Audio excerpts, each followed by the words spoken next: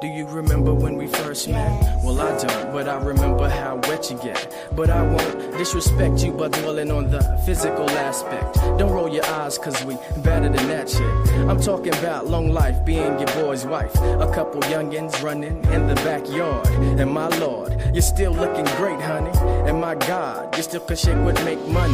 It's so vivid, can you picture it?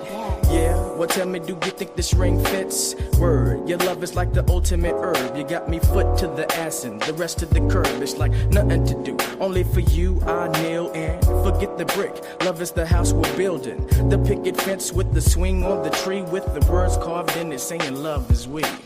There you are, close enough to touch but still too far, because you're not mine yet. Stimulated by the conversation, mere presence. Other women ask what relation, none of the essence. Oh, who's that? She's a C, but you come first, like the A before the B. When you're gone, I wilt like a willow. Lie there and smell the scent you left on my pillow. A strong mind with the body to match. I won't bite if you promise not to scratch. You keep it real, just like the truth. Closer than twins, standing in the phone booth. Inspirational, treasured like a gift. What's success without someone to share it with? I used to be a dog, now a cool cat chasing cheese. And I blame Eloise. Eloise on my mind. Eloise on my mind. Eloise. Eloise on my mind. Eloise on my mind. Eloise. Eloise on my mind. Eloise on my mind. Eloise on my mind. Eloise. Eloise on my mind. Eloise. People everywhere wants to know her name. Her body is the essence and I claim to fame. She's got game, it ain't the same. She's got plenty. Packing more good times that you might call a penny. Getting caught up with the thoughts of flying overseas, making all of the cheese. Spending time with Eloise. I picture hitting from the back like the snare from the track. I got the knack to be the Mac lips I wanna smack. Candle wax down the spine all of the time. Prophylactic on my tool, let me take you to school. Lesson 1, you don't have to run. And lesson 2, listen to my crew. Passion increases with exchange of saliva. Keep it Fahrenheit and call me Muff Diver. That be me, the K to the I-N-G. My mode is excellent and my dream is Eloise. A soft whisper. She asked me, do I have the guts to kiss her? But as I sit and wonder, is she real? I picture. So what comes after? Put on Anita's rapture. Her feelings I must capture. Her soft lips. I take them quick and put them in my pocket. Cause they're out of this world like Space Lee and his sprockets. Somebody pitch me quick, I think I'm dreaming. Damn, she got me fiending. Her skin is so soft. It reminds me of the smoothest piece of silk. She's so sweet, her breath smells like carnation milk. So sweet. Carnation milk. Of all things, I'm your lady. Sweet baby. Hey, what up, boo? Words out, I'm the diva that you speak about. I hear you smitten about my well-written repertoire. You's a superstar, but it's you that I shine for. We go together like jeans, t-shirts, and sneakers. Player haters try to come between us, but never that. E is simply all of that. Rewind that. E is simply all of that. Hoes be jealous, so they fellas wanna frolic. Gems I spit can't be bought, sold, or boarded. You look retarded, trying to go against the gift. Love is shared, the love is multiplied. Put your freaks aside, forget about your weak pride. Run away with me and let's do it on the wild side. Like that. Eloise on my mind. Eloise on my mind. Eloise, you're on my mind. Eloise on my mind. Eloise on my mind. Eloise. Eloise. Eloise, I wanna know, am I the bro to get to know ya? Eloise on my mind. Eloise on my mind. Eloise. Eloise on my mind. Eloise, I wanna know, am I the bro to get to know ya? Eloise. Eloise on my mind. Eloise. Simply E with the MSB, the magical soul.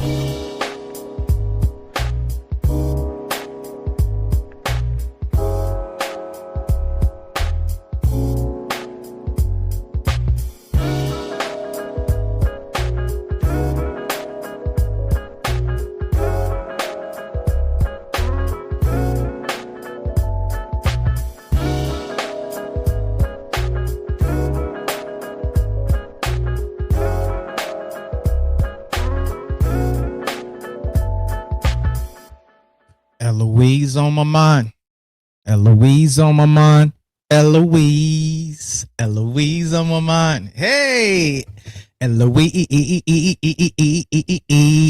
Oh, man. Shout out to PV versus everybody. I'm your host, Sed Brass, and you are watching Productive People. Oh, my God. We in the building. We got so much going on. But hold up.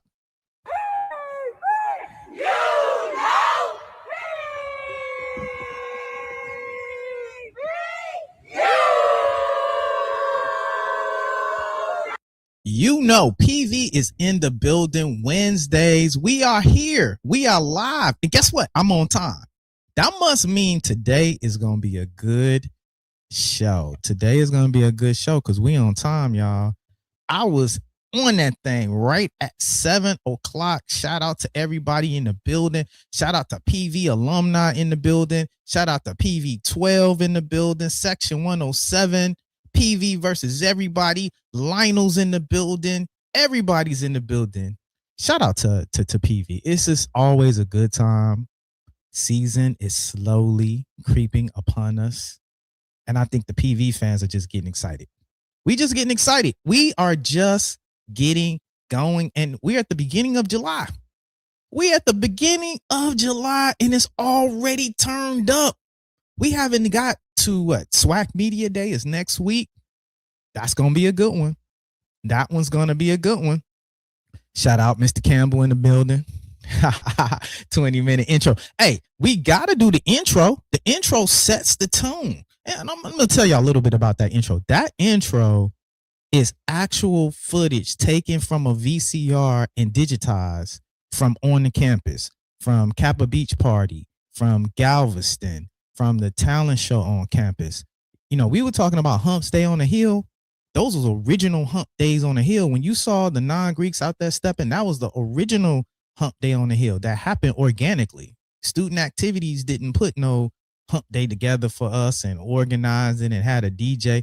We turned up and made Hump Day just an organic environment outside the MSC. That was the real Hump Day on the Hill. But you know, we got so much to articulate, so much to get going out here in these SWAC streets, in these PV streets. I'm trying something new.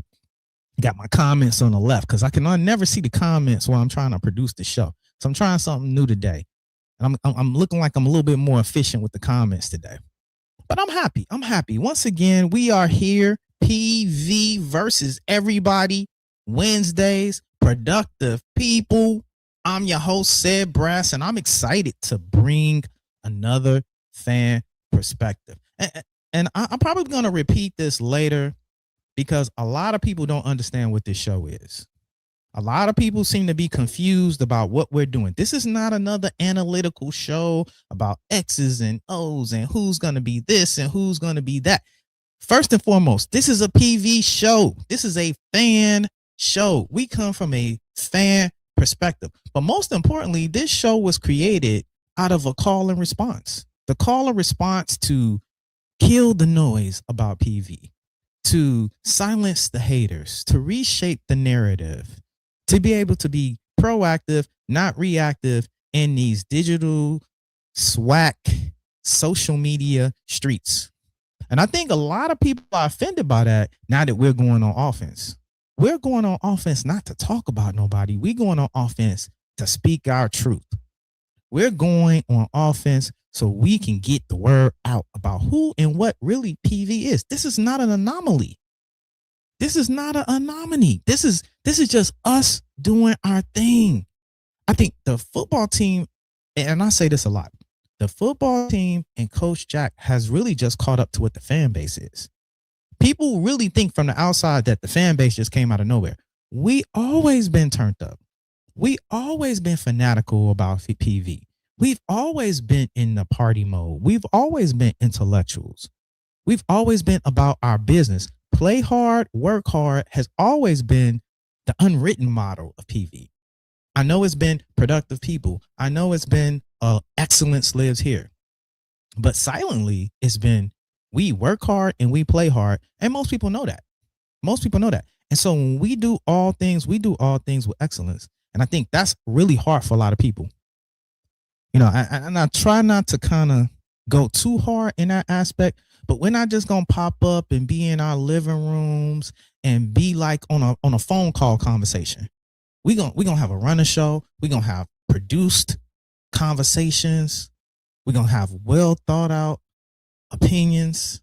We're gonna have well thought out truth. We're not just gonna be on here rambling, doing something like we just like turned on our camera on our computer and we rambling. We coming with the business, and we're gonna come and get the business clear. And I think that offends a lot of people. I might need to get a soundbite for that. That's been my marquee statement. My marquee statement has been, what has it been? I think some of y'all gonna start remembering it now. Please don't allow my confidence to trigger your insecurities. That has always been the motto. And I think PV fandom should really adopt that, because I've been getting calls, I've been getting texts. I won't even talk about some of the calls. I'm gonna keep some of them to myself. But it's been interesting, the calls that, listen, y'all gonna go tell the principal on me. Some of y'all even out there calling Lionel calling me, Lionel, who is this guy, Sed Brass? Who is he? What? I mean, you're a nice guy, Lionel, but what's going on with this guy, Sed Brass? You gonna go tell daddy on me? Like, what's going on out here? They done got emails sending out. They done made phone calls. They done sent out smoke signals. Man, we hadn't even got started yet. We just telling our truth. But let me get some of the notes out the way. Let's get some of the business out the way. Because, you know, we got some news, right? And when we can come and gather amongst PV world, we got, you know, I know we got visitors. Sit tight, visitors. We're going to get to the business because we got a lot to talk about. So I'm going to probably run through some of these. But I got to get the announcements out. Shout out to everybody out there, all the alumni associations and the booster clubs and the PACs and the groups and Facebook groups, everybody that have been sending me notes and information, and I've been promising to get it out there for you. So I'm going to make sure I honor my word. So first and foremost, we got the fifth annual Panther Club Alumni 2026 annual golf tournament at Herman Park. Everybody know what Herman Park is in Houston. Wonderful course. It's a public course, but it's a wonderful course. Always been known for Black excellence out there. Y'all check out the Panther Club. August 22nd on 2026. Individual cost is $175. That's not bad. Screenshot right there, the QR code. You can get this same link and information about what's going down. We know it's over at McGregor. Foursomes are 600 individuals. Oh, it's a 150 right here, 175 at the top. Either way, August 1st, 2026, your fees are due. Get your foursomes together. Shout out to the Panther Club doing their thing. It's a lot of golfing going on. What else what else we had? Hold on, let me get this out of here. We also got another golf tournament. They ain't even have a flyer, but I've been kind of involved with this on the side. Another golfing event as well. This is the athletic department. PV athletic department is having a golf tournament October the 30th. This is a little further away. The last one was August 22nd. This one is October 30th, 2026. This is at the Dallas Cowboys Golf Club. This is going to be nice. Don't let this flyer fool you. Cowboys Golf Club, they had it last year. It was a really nice event. All proceeds benefit the PVAMU athletics department. Each golfer registration includes 18 holes, obviously, of golf. You get a cart, you get a PV swag bag, complimentary lunch, complimentary dinner, drinks and snacks. It's going to be a good time. Miss Megan Reed is coordinating this information, this event. Once again, the QR code is there for you. Get the information. PV12 might be making an appearance at that golf tournament, by the way. I don't want to tease it on here, but, you know, we might have some action going on at that tournament as well. So I'm always looking for a foursome when it comes to a golf tournament. So if anybody's looking for someone to join their team, hit me up. What else we got out there? What else we got out there? We don't show them enough love on this show, and I always try to make a deliberate attempt to show them love, and that's the Marching Storm. That's the Marching Storm. We don't show them enough love on the show, but I'm gonna show them a little love. What do we got? What do we got with them? Hold on. Freshman Storm Camp. They have Freshman Storm Camp officially. Let me pull that up. Should be coming up on your screen. There you go. I think they don't even call them crabs no more. That's crazy. Freshman Storm Camp. I just wanted to show them a little highlights. They was out there doing their thing, getting ready. Like it's coming, y'all. Anybody that know that's got kids in college, they've been signing their kids up for classes and signing their kids up for early involvement and registration and orientation and all of the sort. So shout out to the PV Marching Storm. I think we got big things to come. We got new administration within the PV Marching Storm. So y'all shout out to the Marching Storm. Shout out to the Marching Storm. What else we got? Crab Camp, as they call it. Look, I heard that they don't even call it crab no more. Like it's offensive to call them crabs now. You just gotta say freshman camp or something. That's what somebody told me, that you can't call them crabs no more. It's crazy. What else we got? Because I need to get to the business. I need to get to the business. We also got the National Alumni Association doing a send-off. They're doing a send-off and a Dallas send-off. Oh no, here we go. PVAMU class of 2030 freshman send-off. Y'all see the info up there. Check the QR code. You have kids that's in the Dallas area that's going back to PV, freshman send-off.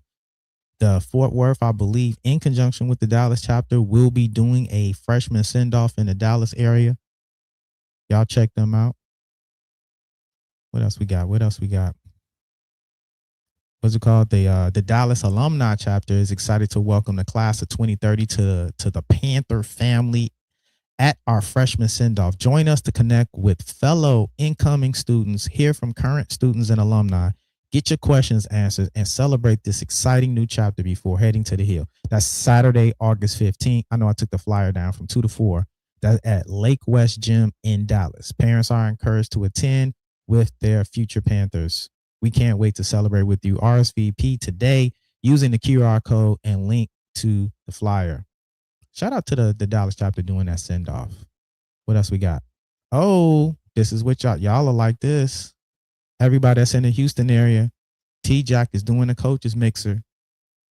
You know, for those who know, he loves a good cigar.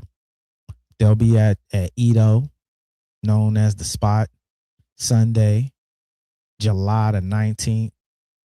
Come check out the coach. There's a coaches conference in town. This is the second annual coaches mixer, hosted by yours truly, Coach T-Jack. Please join us as we welcome the THSCA. That's the Texas High School Coaches Association. They'll be in attendance. We can't wait to see you, alumni, coaches, supporter, friends, family. Safe travels. We'll see you soon. All right, last one, y'all. This is for the Atlanta folks. Coach also is going to be on the move right after SWAC Media Day. They'll be in Atlanta, the whole coaching staff. As you can see, Coach AD Goff. We have the recruiting Vice President Shay Taylor. You got your general manager, Dr. Chris Williams, and obviously Coach T-Jack will be in the building with the Atlanta chapter. Panther Nation, join us for an exclusive evening with Anton Goff, head coach Tremaine Jackson, general manager Dr. Chris Williams, and assistant GM Shay Taylor as we discuss the future of PVAMU football. Hear the vision, connect with fellow Panthers, purchase official PVAMU football merchandise available at the event. That's where it's going along for me, because it's hard to get PV merch.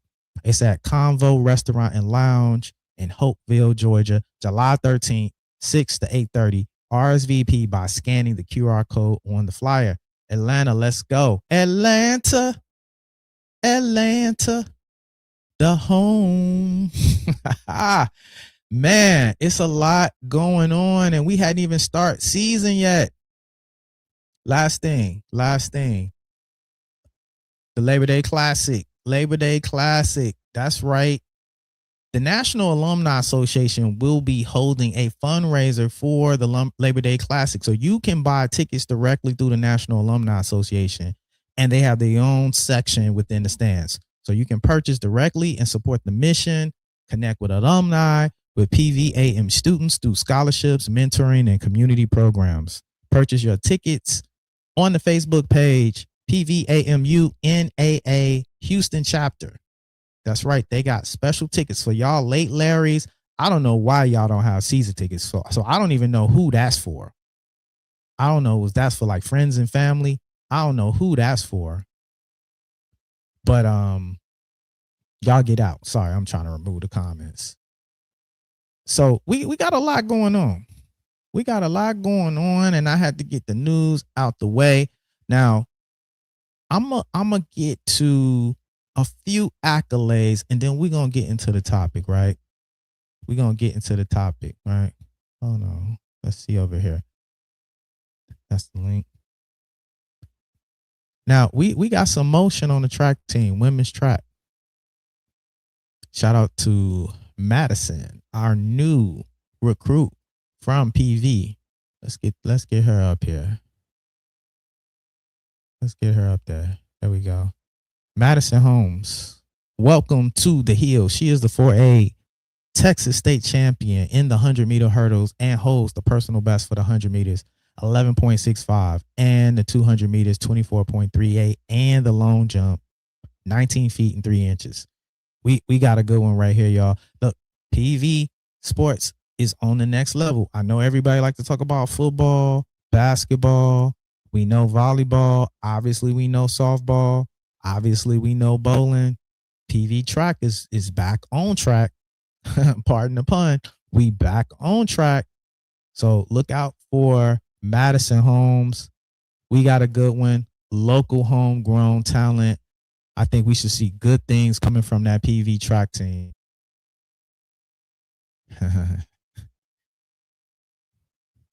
Oh, Hateville. I said that wrong, Mr. Campbell. I said that name wrong. You know, I'm not from the South. I'm not from the South. I don't be knowing some of these titles. What else we got? We got PV alumni, PV football alumni. We got to give a shout out. Because, you know, if we don't shout out our own, nobody will. That's just the fact of nature. That's just how it is, right? So if we don't shout out our own, nobody will. So let me share him up real quick. Jalen Morton. Now, come on, man. Now, if y'all know anything about this, that was that 2009 football team. 2019, I'm sorry, 2009 football team, Jalen Morton. Man, come on. Dwanye Tucker. Jalen Morton was a beast. Arguably, in current day, the best PV football team. Arguably. But because they didn't win the big one, I think this team kind of gets overshadowed. But a lot of alumni from that team is warming it up on all levels of semi-pro football right now.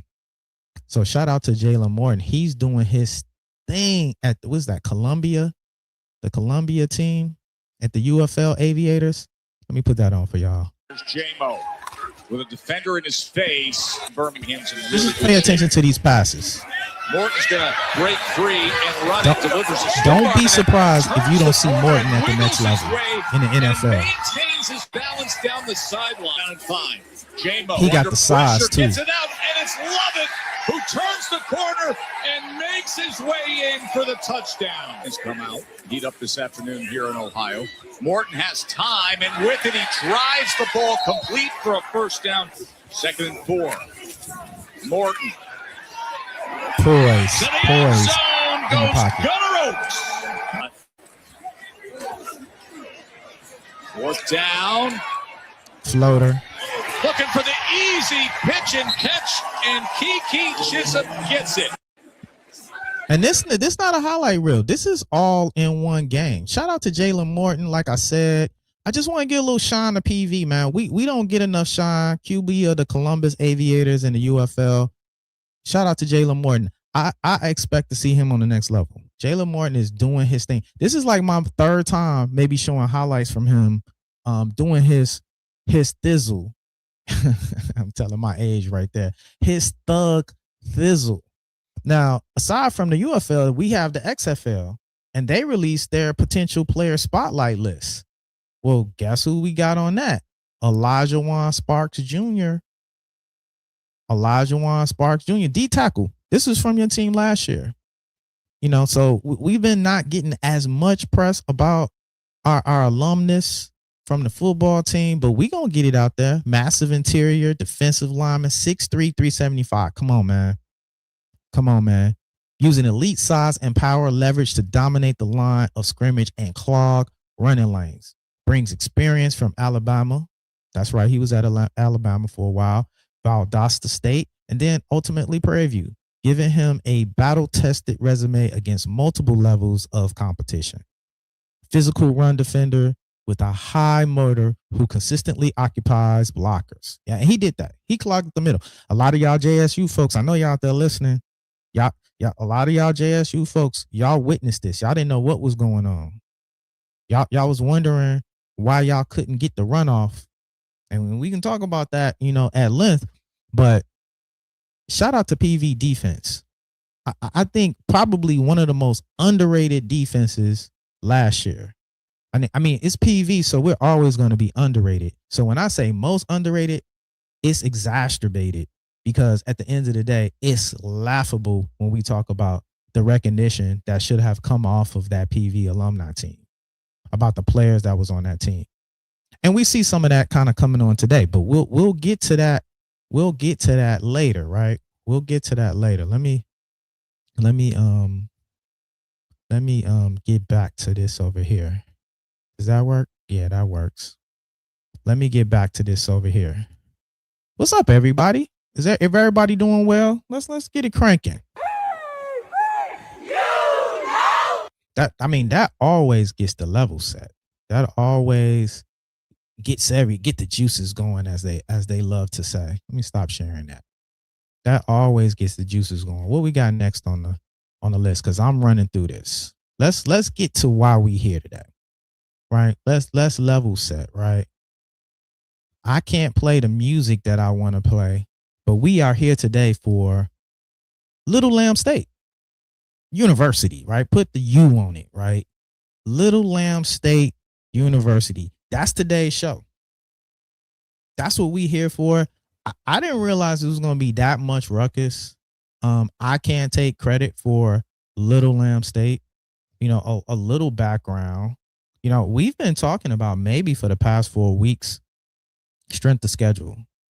That's been a dominating conversation pervading in these like SWAC HBCU streets. There have been so many polls. There have been so many like rankings and power rankings and all of the sorts.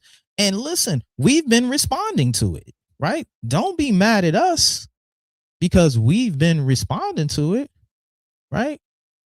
And so, once again, I can't take it, and I want to indemnify myself first before I kind of get into this.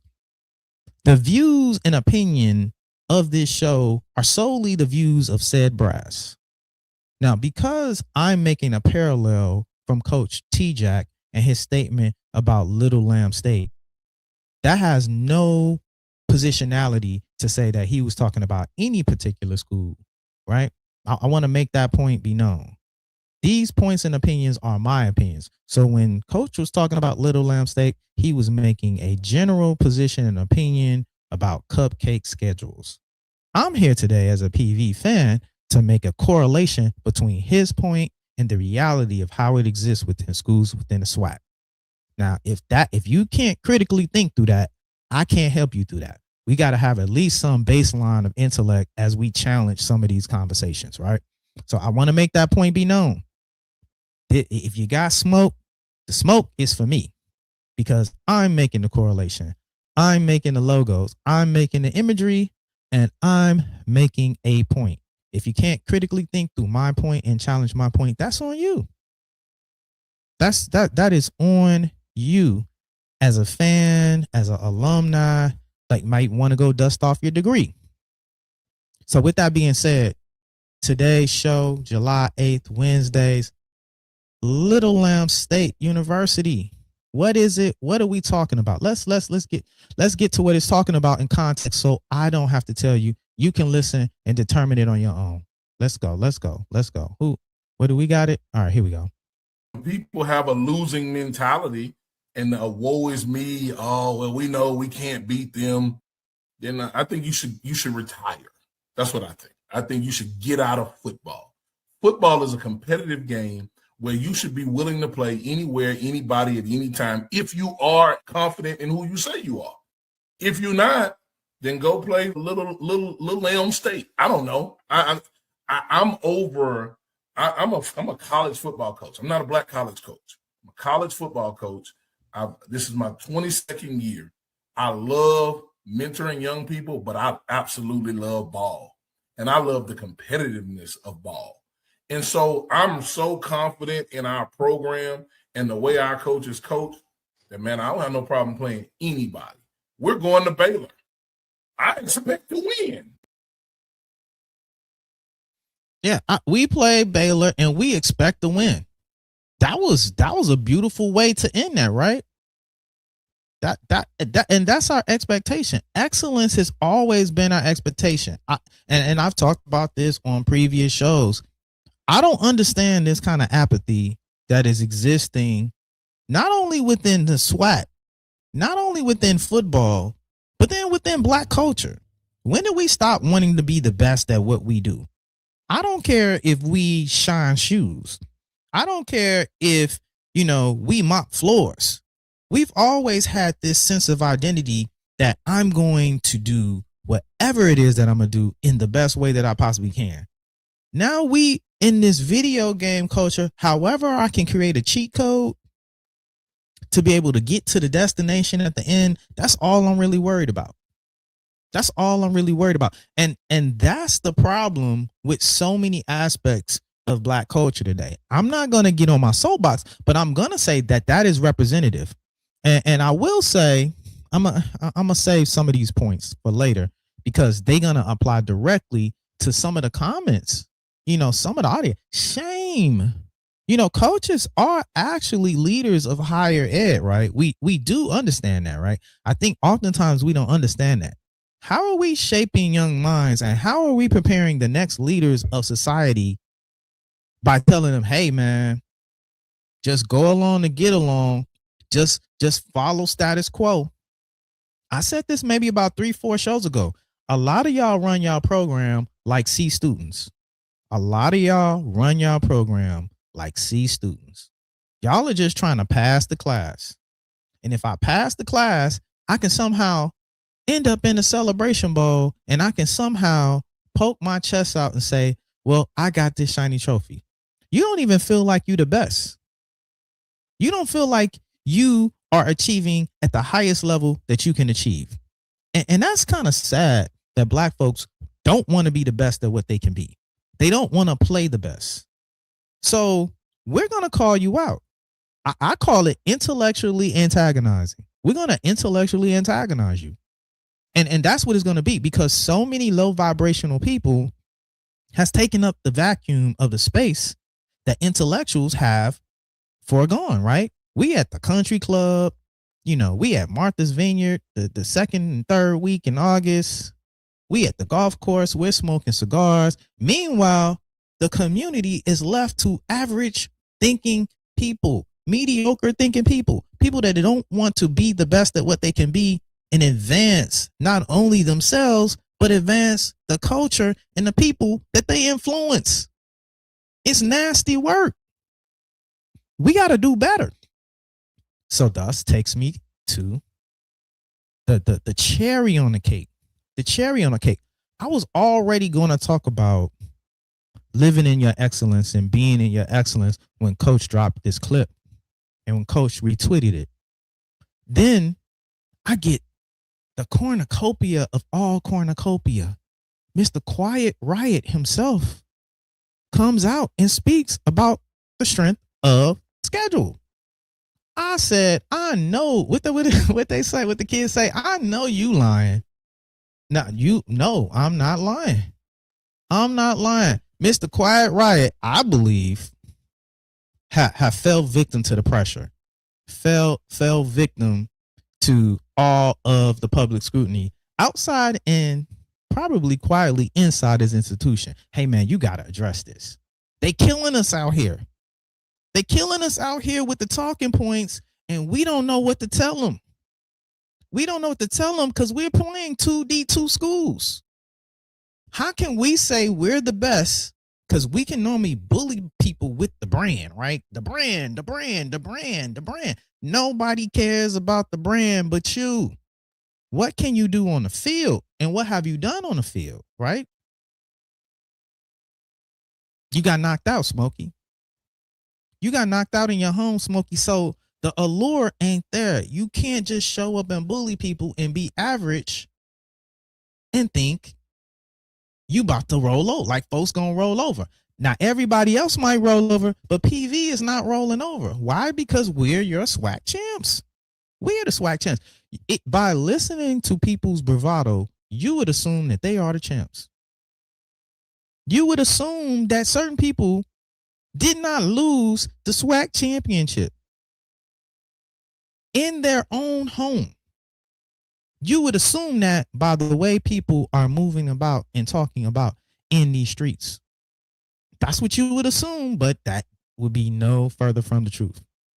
Let me get the clip, man. Let me get the clip because I'm getting worked up. I'm getting worked up because when you start talking about PV, I get passionate. I get passionate, and the logic just be logic, and that be the problem too. Because it don't be from a place from emotion. It be a place from logic. And when you're talking about logic, it's hard to have a serious conversation. Here we go. Here we go. I'm gonna let this play through, and we might pause it here and there just to let it do what it do. Let's go. Coach, when I was thinking, when you was talking, I thought about this. A lot of stuff came out this year about the schedule, right? Oh yeah. And this is just, I know we can schedule 12, we scheduled 11. There's no FBS school on the schedule. If you're talking about the Jackson State football schedule, how are you discussing the 2026 schedule? Like all the opponents that on there that matter for us to get to the Celebration Bowl, to win the East, to get to the SWAC championship, they're on there. Yep. Period. Let's stop there. All the people that matter to us, they there. They on there. I think that's laughable. You want to be in the best position to play everybody that's coming in front of you. We're already on the wrong foot. Well, the best people that's there for me to win the SWAC, that's all that really matters to me. That's all that is right there. That sophistry behind, I'm only focused on SWAC. The non-conference games, I'm not really worried about them. Those are just show and tell for me. They're inconsequential, right? Now, so we're, in my opinion, my humble opinion, I think that's a bad framework as a coach to go about leading a team for success, in my opinion. But let it rock. Let's let it rock. Let it rock. Let's go. They're on there. Last few years we played FBS programs. We played a Southern Miss. We played Monroe. We lost a lot of guys to those teams injury wise, and it makes me laugh now to see that they come out with these rankings all of a sudden. But none of these teams that are getting these rankings can go to the FCS playoff anyway. Stop there, right? 2 points right there. 2 points right there, right? 1 point was, well, they gonna get hurt. Last time I checked, y'all didn't play an FBS school last year, and your starting quarterback still was hurt. The ability for a player to get hurt and the risk for them to hurt is still there. It's still there. So this kind of notion, it just sounds weak to me. I'm gonna be honest with you. I don't want to play an FBS school because my players might get hurt. If you think you're going to get hurt, you're going to get hurt. This is football. It's a contact sport. You put your pants on one leg at a time like I do. You got your helmet and you got your pads. Like what? I don't understand that mindset. Well, somebody might get hurt. Then he went on to make a point about the Celebration Bowl. Like, my focus is only about making it to the Celebration Bowl. Again, as I kind of did a mini monologue earlier, not to be the best team that I want to be, not only for myself, but as I hit the field and I take on challenges every day through the actual game of football. We heard Coach just talk about earlier, right? I love ball. When you love ball, you are going to bring your best to the field in every engagement, whether if it's a D2 school, JUCO school, FCS school, FBS school, Power 5, whatever, right? I'm confused with the mindset. I don't like the apathy. I don't like the body language. I don't like the talking points. But that could be me just being overcritical. Let's let them cook. You know, like, so that's what's a head scratcher to me about everything. But then everybody said we playing a weak schedule. Are you talking about the opponents that matter that are on our schedule? Are they making it weak? You know, there are some good programs on there that we got to play against to win the East, that we got to win the SWAC. Those are the ones that matter, you know. But it's just funny to me now. All of a sudden they drop this strength of schedule, but you know we're not even eligible to get to FCS playoffs. So what makes the strength of schedule? How do you gauge that? You know, what makes one team have a better schedule than the other? Because they're playing an FBS opponent and maybe need those ticks. Hold up. Now that's 2 points there I got a problem with. I'm concerned about you as a coach if you don't know what determines a school having a strength over another school. You should know that a D2 school doesn't hold the same weight as a FBS school. You should know that a D2 school doesn't hold the same weight as a FCS school. Like, this is just, what do you mean? Well, I don't know how you determine who's tough, because we can play a D2 school and they can play us tough. And who's to say how we look at them? We can look at them through all types of metrics. What kind of analytics are y'all doing over there? How do you need explaining how to actually make an evaluation and assessment of a team based on what division they play in and what type of team that they have? Like, I'm confused about that. As a coach, now we're getting into coach. How are you able to evaluate players if you can't determine, well, what metric can we determine if it's a strength? Well, how are you determining skill set in players then? When you get kids from the portal, right? Or you get transfer kids or recruiting kids, what are you evaluating then? Right? Or you're just letting stars tell you, oh, that's a, 3-star athlete. That's a 4-star athlete. What? Again, it just makes no sense. Then he goes on to make a point about, well, we get a check. That's about the laziest answer that I hear from Jackson State folks. Well, we don't have to play like the rest of y'all. Y'all got to pay for a check. We're playing for competition. What are we talking about? Well, we don't have to play for a check. So therefore, last time I checked, y'all don't even have a stadium on y'all campus. Last time I checked, y'all need some money to create enhancements on your state. Like, these are like old Dion talking points.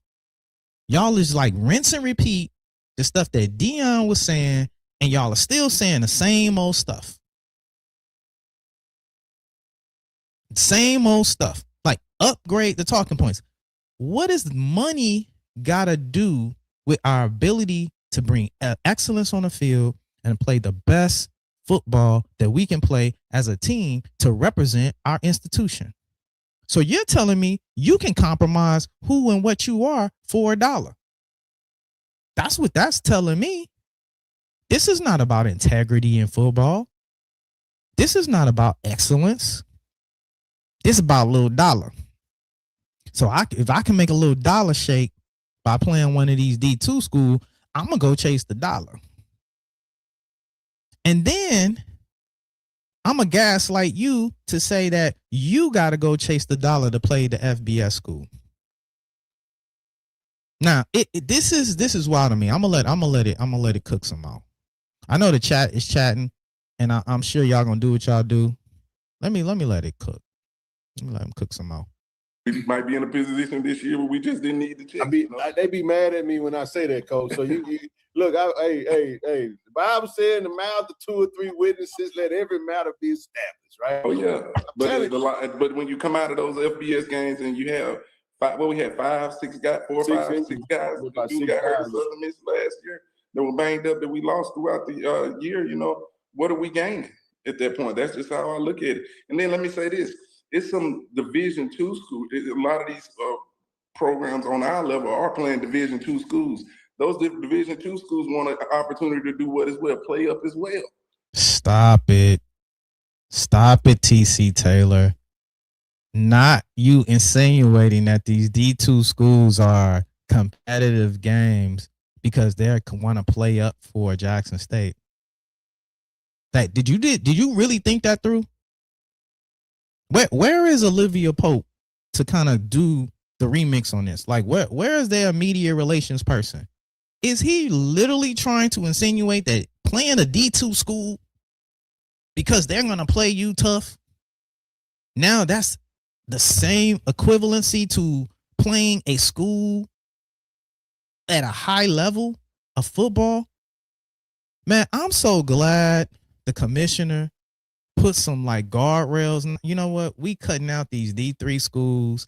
We cutting it out. You got to play at least a certain level and a certain grade of football. I'm so glad because we got so many people racing to the bottom. Racing to the bottom. How can I live at the bottom?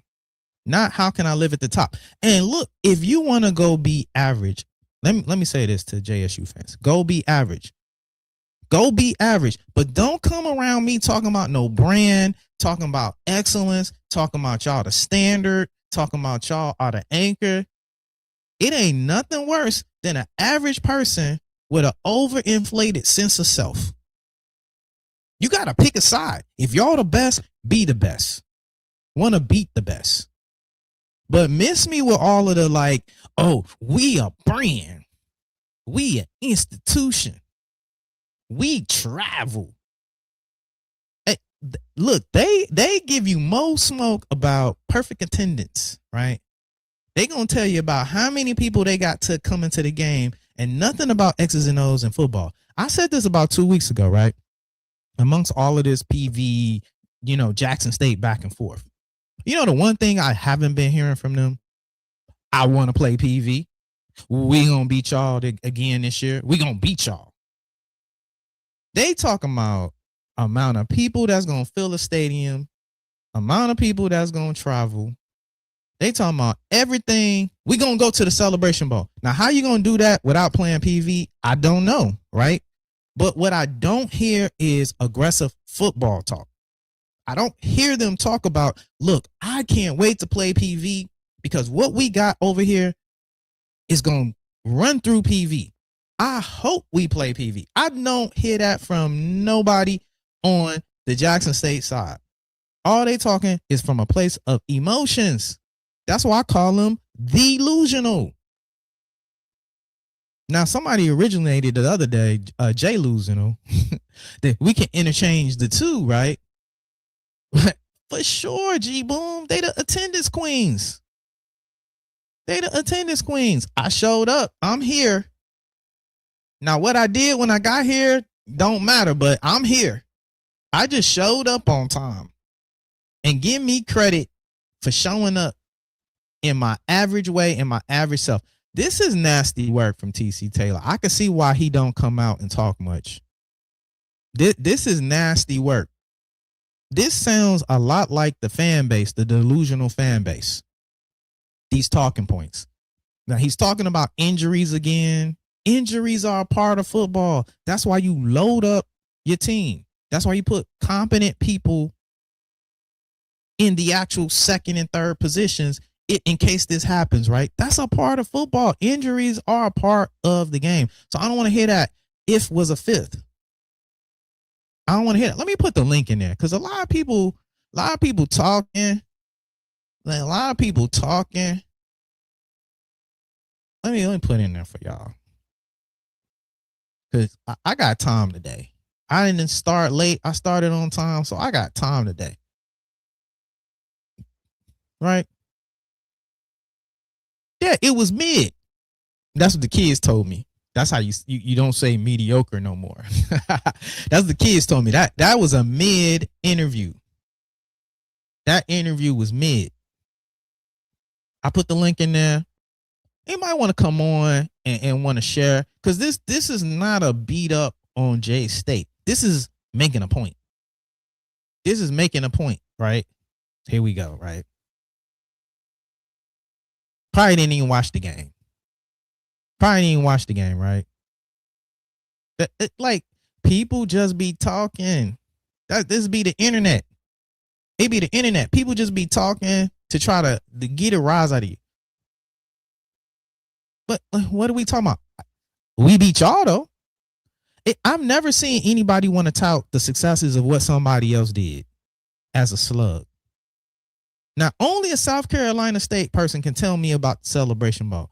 A J State person is the last person that could tell me about what happened in the Celebration Bowl. This is what I be talking about, delusional. They're so delusional, they think that slug actually hits us. Y'all forgot. We played head up. Y'all caught the fade. Y'all caught the fade in your own house. We came to your neighborhood and gave y'all a fade. What are you talking about once I left your hood and I went down the street? It don't work. The math don't math. It don't stick. It don't stick. Most of these people, I'm keep the show going. Most of these people be trolls. Most of these people can't even show their face. Some of these people didn't even go to college. They just Jackson, Mississippi people that's fans. So you got to differentiate, right? This is an intellectual space. I'm not saying people that didn't go to college aren't intellectuals, but what I will say is you got to step your articulation up. Because a lot of these folks is just coming YN energy. YN energy. That's what it be. Most of this be. Right? Let me finish this out. I don't think he really said much after this, but I'm going to finish it out. It's some coaches that want to, get an opportunity to go against us as programs because they look at us as the big boys. So how do you gauge that and say what's weaker and what's not? I don't get that part. I think for us, it was the fact that instead of having an FBS opponent, we got two D2s. We got Tuskegee and we got Edward Waters. It ain't no our marquee game is Nashville. Mm-hmm. In the end, it's preseason. It was like also why couldn't we? I think some people were like, well, even with the two D2s, maybe if we played one more D1, Ken know what's up. FBS school, we would have kind of balanced it out. But like he know what's up. At the end of the day, the SWAC season starts when it's really 0-0 when we play Southern. Look, he knows, right? This Ken Clark guy, he knows, but he's trying to soften it up for him, right? He's got the talking points right there. Well, I kind of think that, we're playing to kind of, to play devil's advocate. We're playing the 2D2 schools. Yes, y'all not playing nobody. Yes, y'all not playing nobody. You can't soft talk that. You can't just run right by that. You can't sweep that under the rug. He knows the points here. He knows what he's saying, and he's trying to run cover for his coach. And I get it.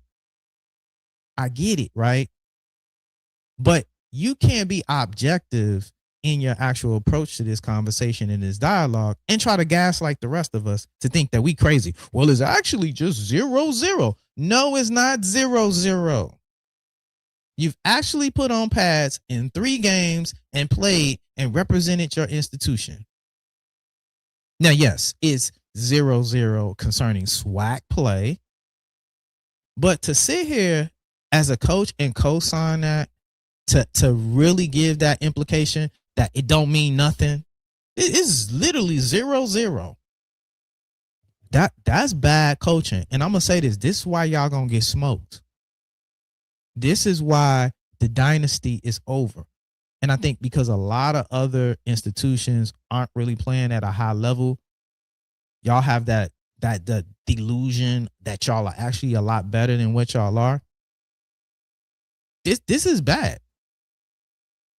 This is bad. Right? Yeah.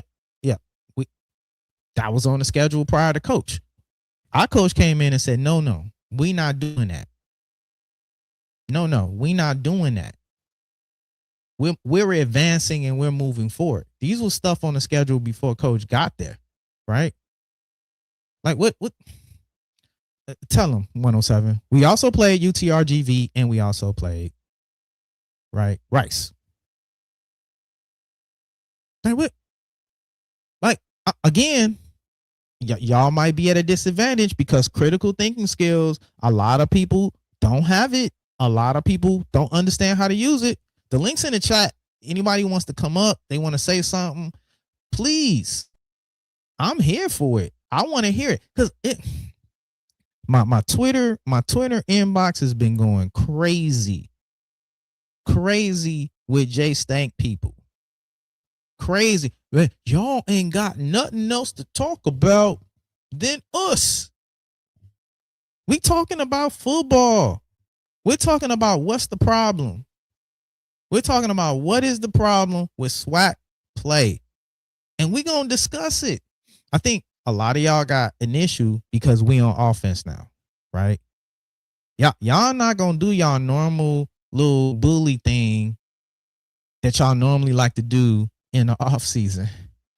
we didn't beat y'all to it, right?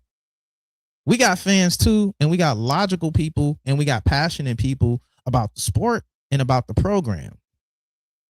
And now that the space, you got to move over in the space, a lot of people are uncomfortable with that.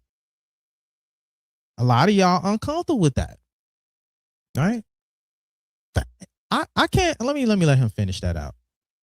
I can't do nothing about that, right? Because we are now being vocal about our program and our institution. Let's finish that out.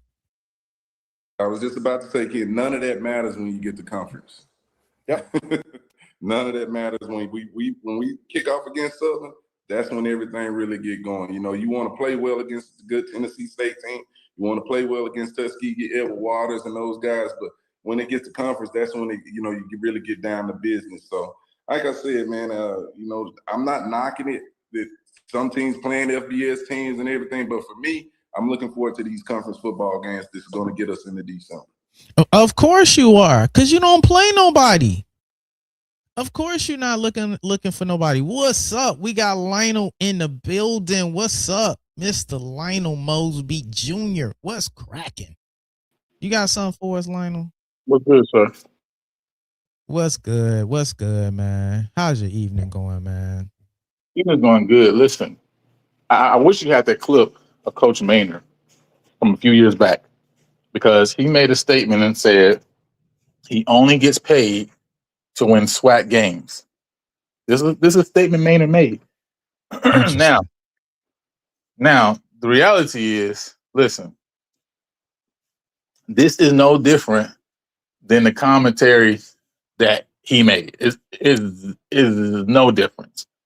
It's literally the same conversation, right? It's the same conversation that nothing matters. You know, he made the statement, well, the team that matters. One, he made some comments, to be honest, that's just flat out lies anyway, right? It's not true. Because he said, well, we can't even make the FCS playoffs. Well, did not FAMU make the FCS playoffs just a few years back? Correct.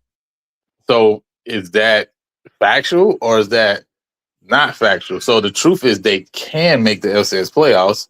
That is a possibility. Now, again, the reality of how they've scheduled is they don't want to make the FCS playoffs anyway, right? Because they wouldn't even want to go and even try to see if they can compete with a team in the top 25 of FCS. So that just is what it is.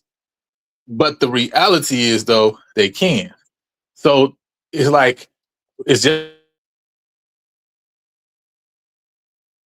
You still there, Lionel? I think you're breaking up.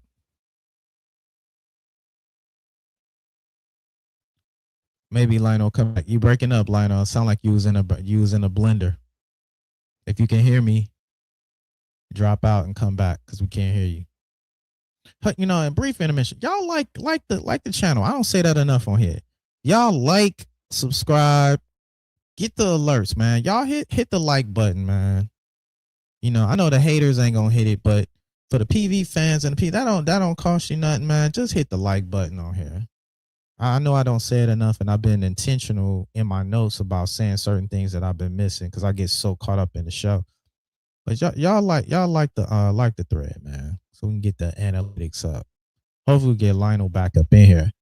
But you know, he's making some valid points. You know, this has always been interesting. You know, kind of seeing this play out. You know, of course, PV in the wins and loss column and how we represent. But I think our modus operandi and how we move is so different from a lot of the programs that's creating, you know, dysfunction within itself. What's up, Lionel? You back? I see you back. All right. Yeah. Here we go. Can you hear me? Oh, this sounds a lot clearer. Go ahead. All right. So yeah, I wasn't connected to the internet, I realized. So, you know, first of all, you know, shouts out to Prairie View for beating the top 25 team last year. I just want to remind everybody that we did beat the top 25 team. But at the end of the day, why can't this is all about progression. And this is why before on the network I've said multiple times over and over again, you can't let other people create your narrative. You can't let other people determine what's going to matter to you and what's not going to matter to you. Because our goal is not just to win the Celebration Bowl, it's to actually be a recognized top 5 premier FCS program in the country. That's a goal. It's not a fake goal. It's a real goal. And the same thing I said when I was talking about the same thing I was talking about when I played before, and we was talking about the whole conversation of when T-Jack was coming, that it can be done, that we can win the championship. Right. Well, the same thing can be done in terms of being a recognized top 25 program in the nation. You know, right. In the collective mind of HBCUs, that's something that is maybe not MEAC schools, I would say, right? But definitely in the SWAC's mind, that's a foreign concept to people.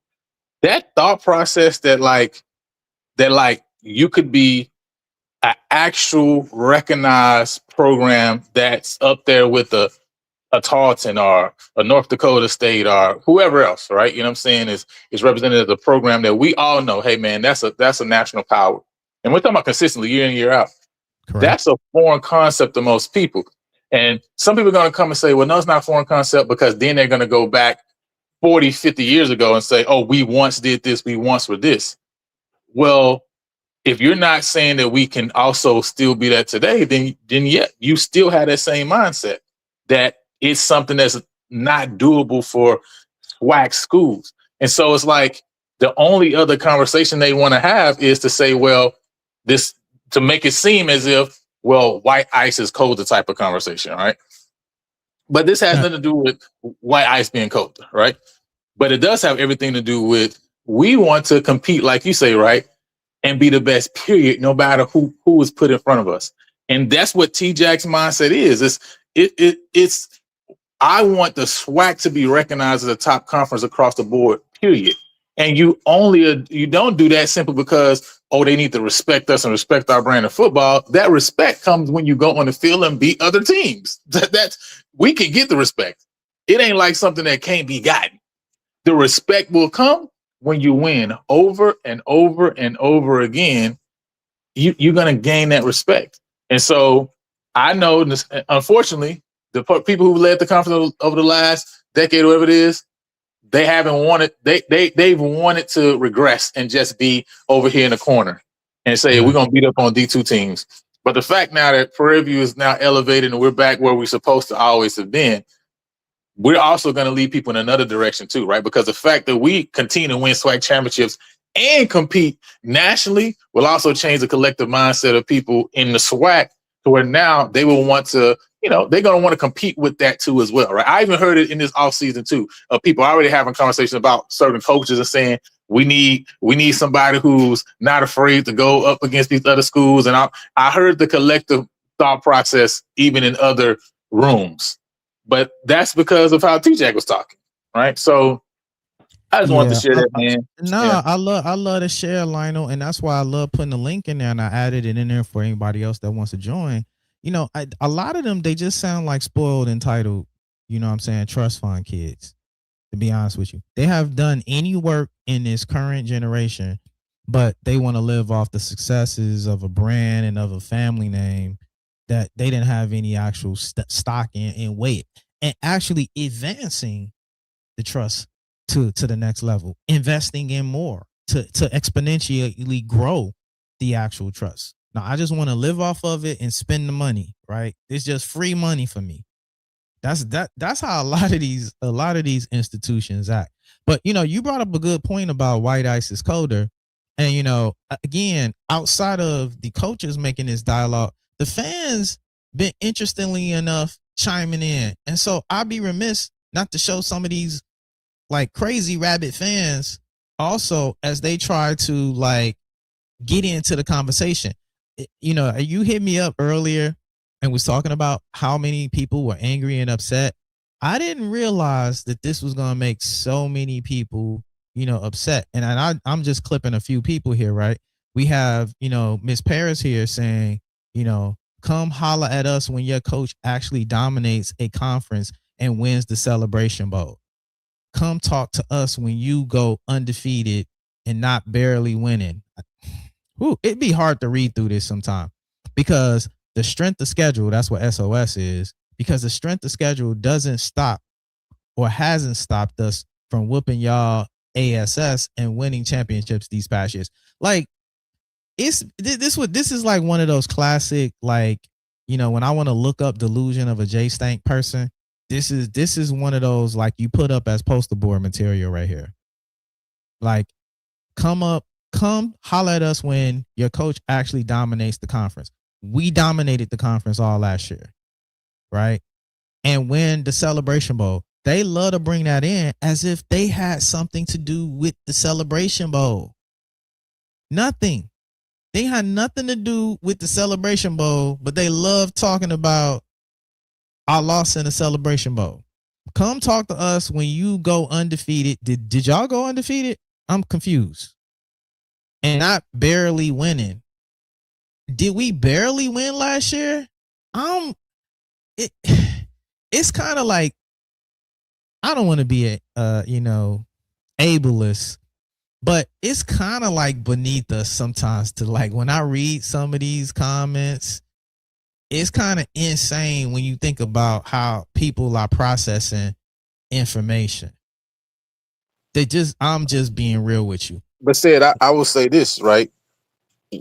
Based on what we're about to do this year, last year will definitely be barely winning based on what's about to transpire in the next few months. Mm-hmm. Explain that. What do you mean? Oh, because people talk about running through the conference. So we're going to run through the conference. So that what we did last year to win the championship, to win the SWAC, it based on the scores and the outcomes and what we do this year, taking care of everybody. This 2025 will look like, man, y'all played a lot of close games, because in 2026 it won't be a lot of close games. I don't think I think we've seen the best and the most. Y'all had the best chance last year, to be honest with you, in Coach's first season. And this me personally, I could be, what's up, Brandon Bale in the building? What's up, brother? Man, what's going on, brother? I'm sitting up here listening to you and Lionel, man. I wasn't gonna say nothing, but I've just been sitting up here. I'm kind of baffled at pretty much what's going on and things that have been said after watching the full interview and seeing the snippets of it, man. So yeah, man, it's interesting, man, to find yourself as a to call yourself a coach, and he is a coach. He's done well of it. I can't take credit from that. But to be in a situation where you want upward growth as a coach and you want to move to that next level, the competition is going to have to rise, and your thought process is going to have to expand. Because if you find yourself as a coach, you want to move up to a FBS level, you're going to be able to have to play competition on a weekly basis. What I'm hearing somebody saying, "Hey, listen, I want to play these tune-up games so that I can make sure that my guys ready to go before the season start." More of a like an exhibition type situation. We've all played some of those games in the past, but to throw shade at our program or at our coach per se, because he's daring to step outside of the mold in order to get his team ready. We already know we're gonna have everybody on the first game of the season when we play Tarleton, sitting by the TV hoping we lose, so they can say "I told you so." But the little thing that they don't realize is whether we win, lose, or draw, that just showed us the measuring stick on what we need to do to be great in comparison to the teams that are ranked. Now we can go into this game and win this game, then it'll be a different story. Then it'll be next week when we play Baylor. Well, y'all not gonna win that game. Well, what happens if we do go in that game and win? People forget that Grambling almost beat Arizona some years ago. They were up on Arizona. I was rooting for Grambling, and you'll never hear me say that. But I was rooting for them against Arizona because I wanted that to happen for that program, but also happen for the SWAC. But I think the problem is Jackson is not used to people not talking about them like they're talking about Prairie View. Think about it. When they won the championship with Dion, it was the I love, and I gotta do you believe and all that stuff. I believe. But now you're in a situation where the rabbit got the gun, who's always been in the race, just couldn't get it across the finish line. Now that we have the ball across the finish line, now the context has changed. The language has changed. If you pay attention to a lot of coach interviews, those coaches are saying and using the same verbiage that Coach Jackson is using. So No, for now sure, for sure, for sure. so in a sense we become trendsetters, which we've always been, but now people also understand now that based upon the facilities that we have top tier, and especially with all the new renovations that we have, and then also with the money that we have that's being poured into the program that a lot of people do not know about, that's behind the scenes, that's continually being poured into the program, they see us as a legitimate threat. But the last part of it is they're not used to losing to Prairie View, and what they have to understand is this is not the Prairie View of old, this is the Prairie View of new, and we're here to stay. So like I No, said, and that's the I thing. want to test that piece on that. No, I appreciate it, Brandon, and I appreciate it, Lionel. I think change is always hard. Yeah. To be a little fair to the JSU folks, it's hard. Seeing change, and I think that's why a lot of them are responding the way that they respond. Like this young lady here. This might be a brother, dark skin, right? Because they still worry about our schedule, like TF. The F.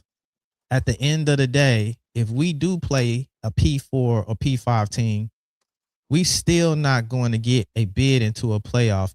Now, Lionel just told you that the answer to this. Now, he got a white hand and a black arrow. Type of people don't want us to compete with them. If we do get an opportunity, they going to make sure we go against a high-risk team to be eliminated. Now, this sounds like some real house ninja type talk right here. Them people, Right. them type people It's over there. already a conceding, right? This is already a concession to, well, Yo, essentially, we can't compete. That's literally what he's saying here.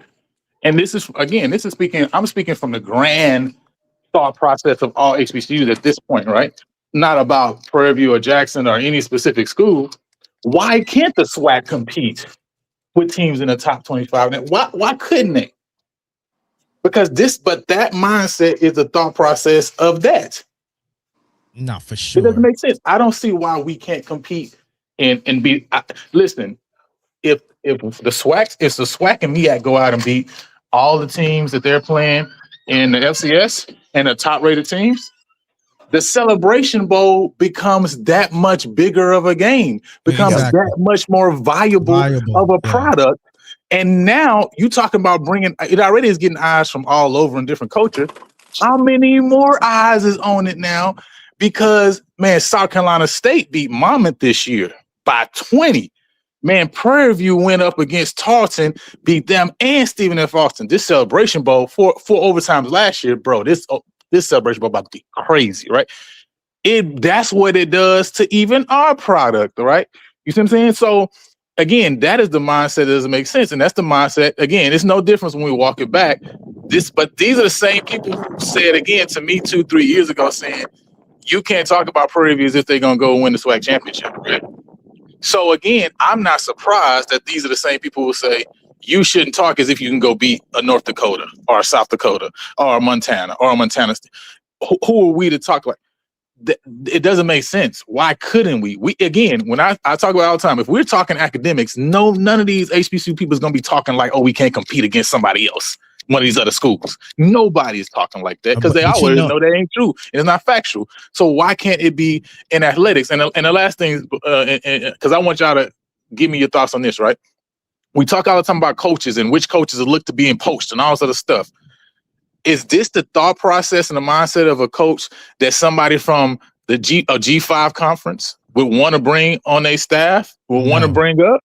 No. And to be a head coach, maybe to be a positional coach here or something like that. Yeah, okay. But if we're talking about black coaches having a chance to elevate and to be able to go and like, man, they're never going to take a coach here. We're going to have to go through these reigns. Well, listen, mindset is important too. It's already hard. And then you telling me that now we're going to come and our mindset and what we're putting out there as a narrative is the same thing that Maynard said, things that he's saying now, which is, the only thing that matters is my conference games. Well, you can't come be in the G5 in the Sun Belt because James Madison don't want that mindset because there's millions of dollars on the table if you have a different mindset and think I can compete because you bring in millions of dollars in the program we make the college football playoff.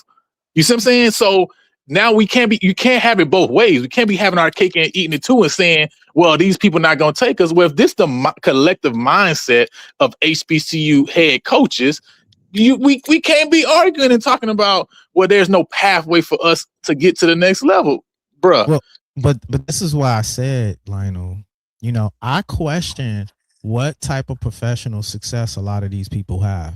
I'm be honest with you. With this mindset, like this is bad for the culture. Not even just SWAC football. Like, how are you as a business person?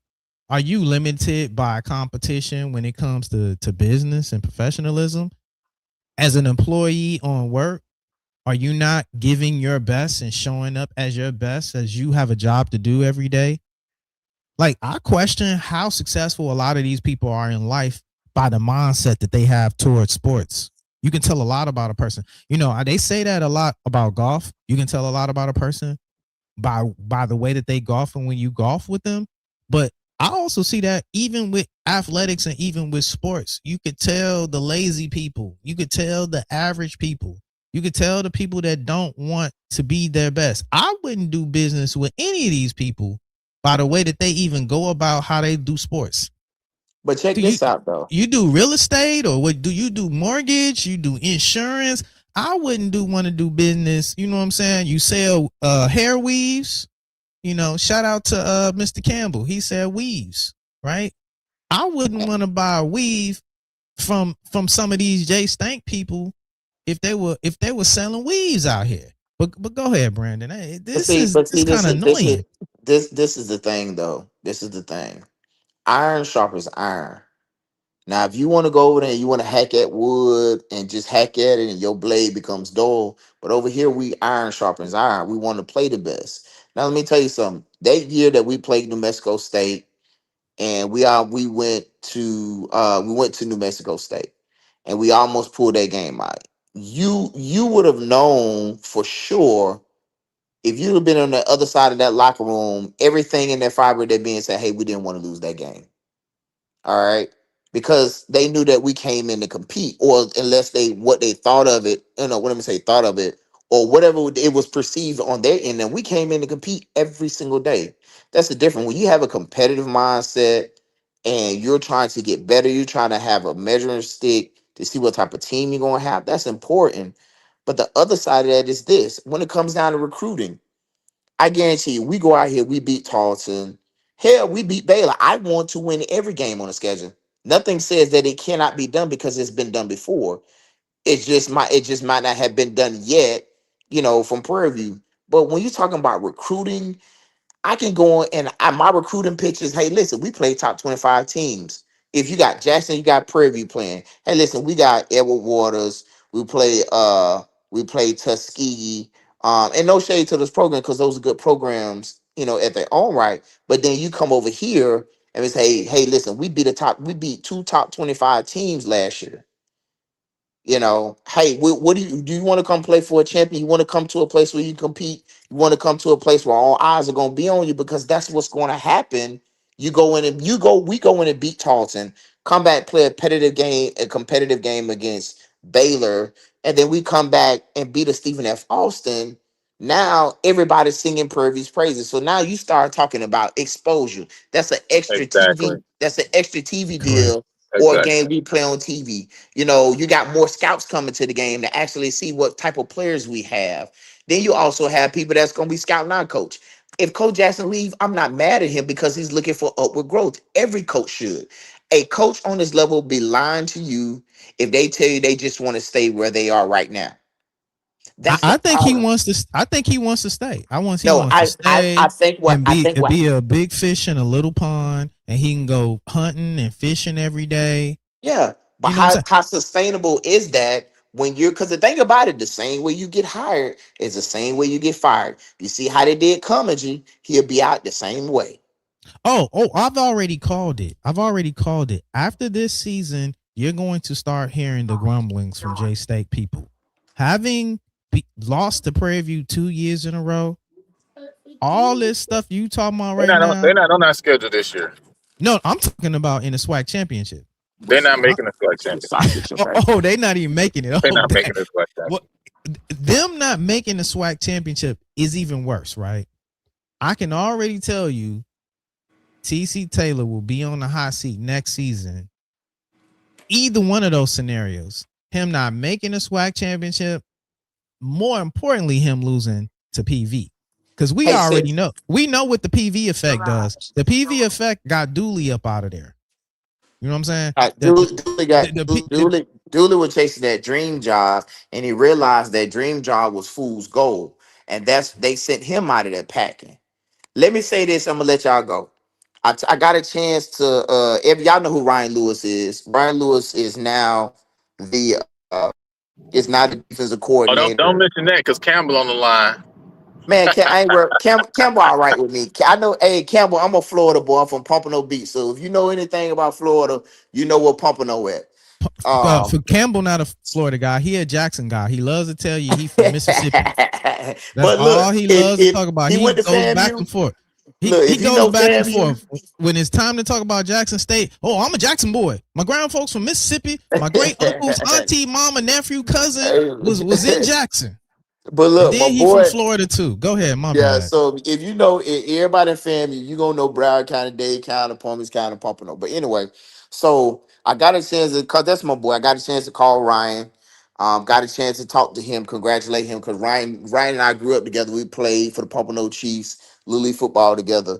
I got a chance to talk to him, and it was refreshing talking to him, is because to see how far he's come, but also see his mindset.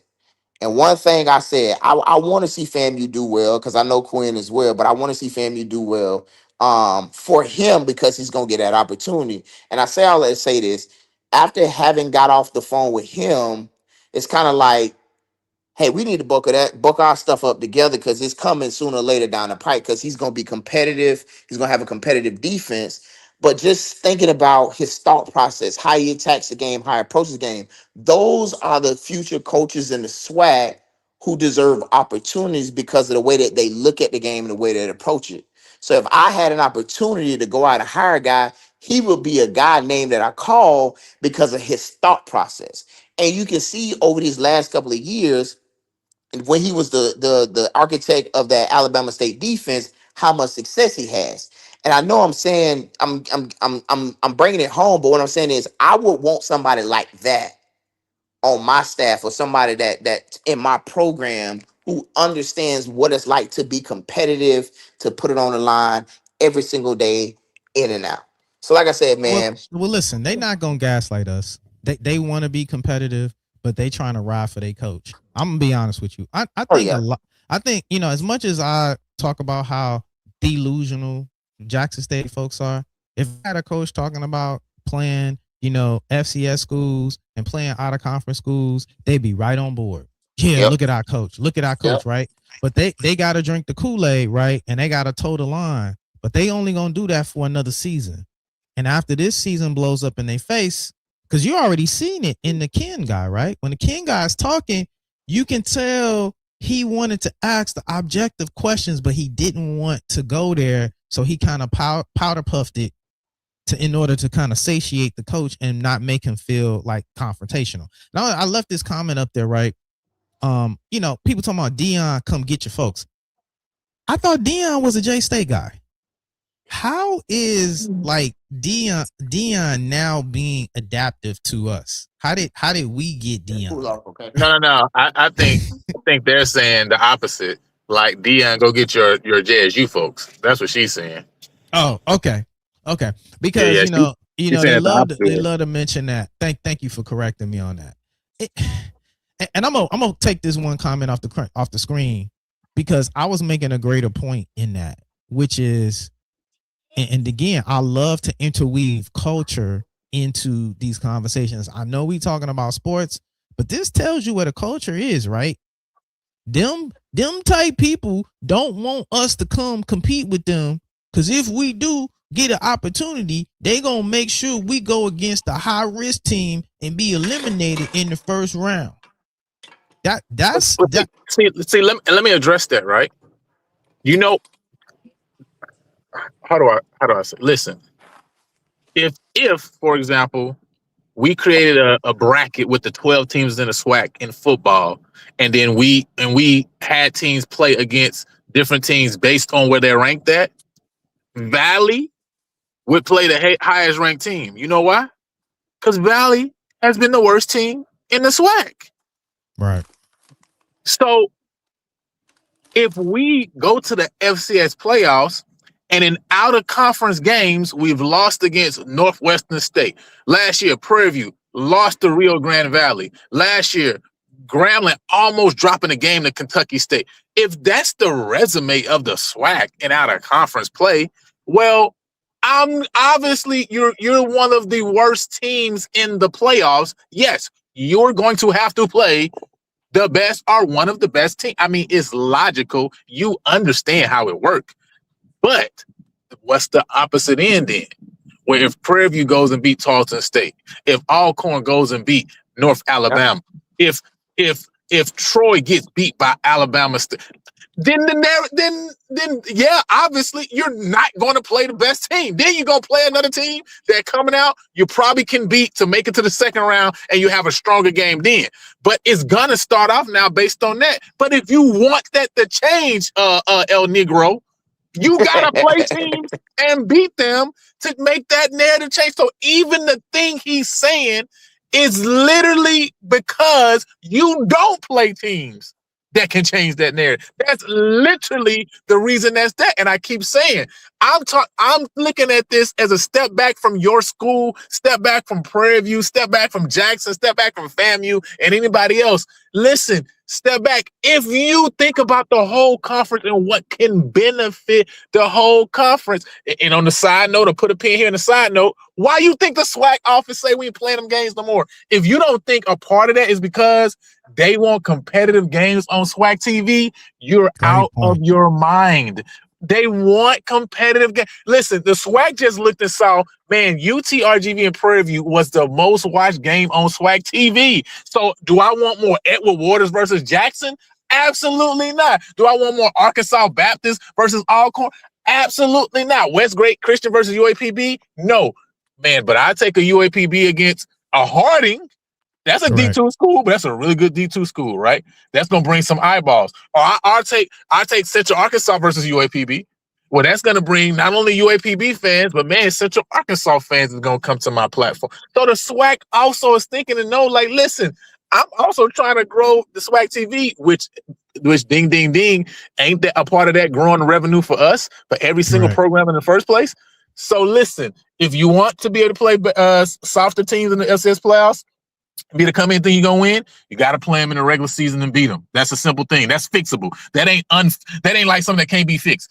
That can be fixed. What can't be fixed is the Bayou Classic. So Southern and Grambling ain't never gonna go to playoffs. Alabama State ain't never gonna go to playoffs. All right, that stuff ain't fixable. But if you're Jackson or FAM or Prairie View or Texas Southern, or you can go to the FCS playoffs. Yes, you can. Okay. Yes, you can. You can. Okay. And They's the not gonna let can, us. Massa ain't gonna let us in there. Listen, They's not gonna let us. This is not anything but football. It's football. It's on the field. You can actually prove that you better by playing on the field and beating other team. And then those things will change. So that stuff is in our hands. It ain't like we can't do that. And that doesn't mean that you got to go play every game against a PWI school like we the MEAC. That don't got to happen either. But if teams in the SWAC play competitive games and we win those games against other teams in our area, then that whole narrative gonna change. That's just the facts. But the funny thing is, he talked about Isaiah, rankings. Section 107 in the building. What's up? My bad, Brandon. No, you good. I have a question. So he's in the space. What's up? I have a question. So say for whatever reason, there's a tie, correct? Isn't there a certain tiebreaker based upon? Yes. Isn't there a certain tiebreaker that's based upon the where you rank in the system? Listen, Bell, you bring a good point. That's the whole other argument, right? So the thing is like, oh, it don't matter. Literally, so now let's take what TC Taylor said, right? So does it matter for the Celebration Bowl? We're not even talking about PWI, all this other stuff. Does it not matter for the Celebration Bowl then who I play? It actually does, because let's take it that Jackson makes the championship and Prairie View makes the championship. You know why Jackson hosted the championship last year? Based on the SWAC rules and bylaws, it was because Jackson State was ranked in the FCS. Well, then you may say, well, how do you become higher ranked in the FCS? Well, dummy. I mean, let me not say dummy, right? It's from the year before. Well, individual, right? Individual that's listening. Well, that's because they were given that ranking. So if they would have beat a team, or say Prairie View had Tarleton and Stephen F. Austin last year, and we beat both of them, we would have been ranked higher than Jackson, and we would have hosted the SWAC championship. So does that not affect the SWAC championship game? Does that not? Well, not for Jackson because we beat them at home. Does that not affect the Celebration Bowl, though, right? And your chance to get to the Celebration Bowl? So even in the commentary, actually, is not even fully, completely true, because it can play an effect, because the SWAC, everybody don't even play everybody. And so that is a factor. That's why that's one of the rules, right? So I'm happy, Bear, you even brought that in. So again in his commentary, like I said, some of the stuff he's saying was not even true in the first place. And that also shows that that's not true, because if we tie with them, right? But and think about if we lose to Tarleton and say we lose to Tarleton and SFA, right? And East Texas, but we beat East Texas A&M and we go 8-0 in the SWAC. Say Jackson go 8-0 in the SWAC, and we rank 23rd in the nation. And they say, man, we gave us the ranking because, man, we played a tough game against Carleton, and then we had a close loss against Stephen F. Austin. Both of those teams, top 10 programs. People are gonna be so mad, right? But the reality is, it would show that, guess what? You know what mattered? Us playing both of them games. No, you make a good point. So that whole is zero, the season starts at 0, and there are no implications for these non-congregations. You make a very valid point. But I want to bring up this next clip real quick. Y'all can chime in. This is going to keep us on the same topic. But I thought this was funny and really speaks to the ideology of the conversation that we're having extended. But this just adds fuel to the fire. You know, they were posting this clip so excited that their name got mentioned. And you know, I'm going to see if y'all heard what I heard, or y'all saw what I saw in this comment. And really, it wasn't nothing to be proud of about as much as they wanted to make it proud. Let me put this up. Yeah, what, Merc? Listen, at this point, we're talking about the greatest player of all time that's still playing at an elite level. You got to shoot your shot. You know what I call my guy, Coach Trey at Jackson State University today, and I told him, to shoot his shot. And Marcus Spears Jr., the number one player in the There country. you go. He You said, should. I said, shoot your Then shot. you better be sending. Yeah, you So did y'all get the context of that? I thought that was very funny, right? Now again, there hasn't been a perk sighting, and there hasn't been a perk in any merch, But here's him talking about him having a conversation with JSU. Now, what I thought was interesting to the low vibrational thinker, they're gonna go, "Hey, he mentioned JSU. Yay, we're on national TV." But he's using it in comparison to delusion. He's using it in comparison to, hey man, go for broke and just shoot your shot, because he's on a conversation with Jackson State's head coach, and he's saying he wants the number one basketball player in the country to come to JSU. And he said, like, yeah, man, if you want to, go ahead and shoot your shot. I'm not got nothing to do with that, but I'm going to encourage you to shoot your shot. I think this speaks to the core of the delusion that exists within J State, because they think the brand is a lot bigger than what it is. That boils down to them shooting that shot at Prime. And don't get me wrong, that was a hell of a shot. That I give him credit for that. He went after Prime, and Prime is anomaly. Think about it. Anytime that you get an opportunity, it's an opportunity. It's like, hey, go over to J State or go to a HBCU. Most of them haven't. Some of us haven't fallen for it, but hey, go to J State. They're gonna give you a chance to be a head coach. Mm-hmm. And this was about recruiting a player, though. This was about I know, but what I'm saying in context, because that's all. Well, I'm sorry, what just in that view, but I'm saying also that's been some things that has been said, like, hey, they gonna give you opportunity over here. You get what I'm saying? So, but in context, I get what you're saying in that, but what I also heard in that is, hey, go over there, they gonna give you a shot. No, for sure. And I mean, that would be anybody that's going to give you a shot if you're the number one player in the country. What have you done? What type of program do you have? What other tangibles you have? You're just shooting your shot for shooting your shot sake. We're talking about sports here, right? Hey, I shoot mine too if he number one. I mean, listen, I have I have zero problem with it. To me, that's again, that what Perk is telling to the head coach of Jackson State men's basketball team. What's the difference in again the same conversation happening with the football team and saying, man, go play this school, right? Why can't you go to the playoffs and beat this school? It's no different, right? To me, it's the same thought process that you have to have. You have to, first of all, you got to be in something to be able to accomplish something, right?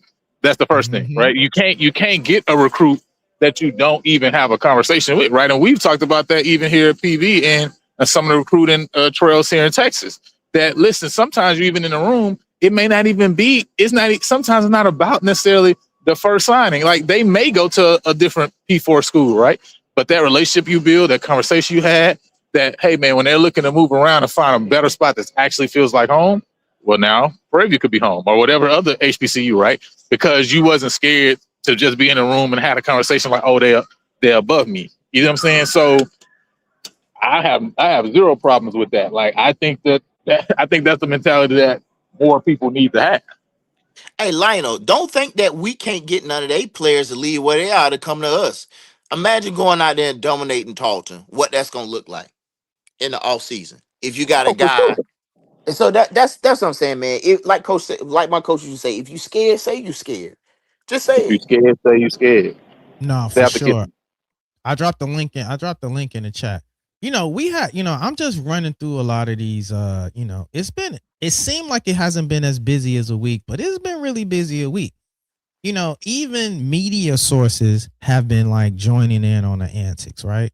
We've never seen an institution, in my opinion, man, somebody tell me if I'm wrong, a championship institution be antagonized by the media like any other championship team, especially in football, to this point in time. I've never seen it.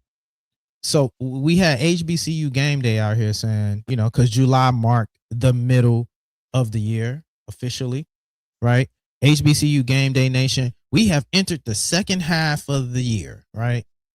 and they got the 0-21 PV score up, and then obviously they got the final score up as an antagonizing position around PV for the year, and using that as their bulletin board information about acknowledging the year.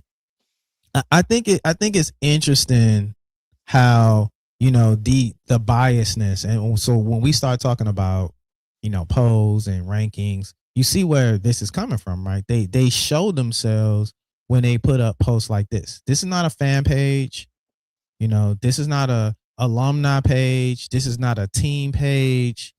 This is supposed to be HBCU game day. That's what it's supposed to be, right? But like these kind of personal shots that they take at PV, you know, they think we just be making this up. But then when we go on offense and when we kind of shape our narrative and re kind of configure what actually HBCU sports look like, this is what we get. But you know what? Say, you know how we fix that? You know how we fix that? And Lionel said it earlier. Just keep winning. Because what happens is haters, the more you win, the more haters become fans. And I'm with you 100% because it's like how do you not rank some of these kids? Some of these kids not get preseason um awards based upon their productivity on the field, but you'll go with somebody who only had 3 plays or 3 tackles for the year. You get what I'm saying? Or there's another article comes up and talks about all the negative things, but you're not highlighting the things that are positive that take place. So I agree with you 100%. But the only thing, I guess that's just me as a coach or as a player, is the one way we fix that is keep winning. Because what's going to happen is the more we win, the more they're going to talk about us, and the more they're going to become fans.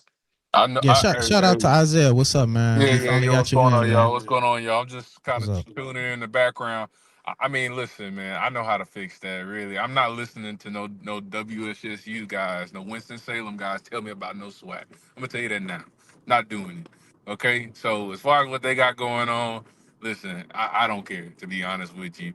As far as what y'all were talking about earlier, man, I'm sorry. I think like Bill was talking about, we just need to call it for what it is.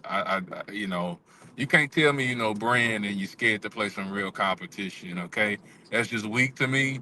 You know, being just concerned about your conference schedule and not, you know, really where you can take your program to new heights is weak to me.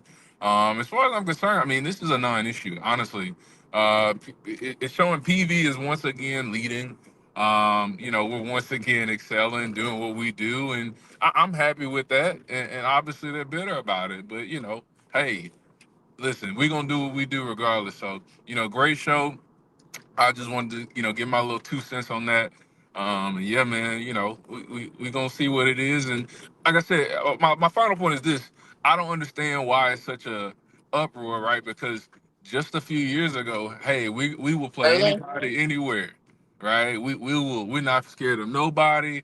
We got prime, we Correct. rolling, all Correct. of that. And now it's, oh, you know, we just concerned about our conference slate and none of Right. that. Man. Ooh, we got Eddie Waters on, you know, under the lights, and we finally got the lights fixed. It's just nonsense, man. So you know that ain't no brand to me, you know, and you know that's all I got to say. So y'all go ahead, man. Great show. You know, I'm gonna fall in the back.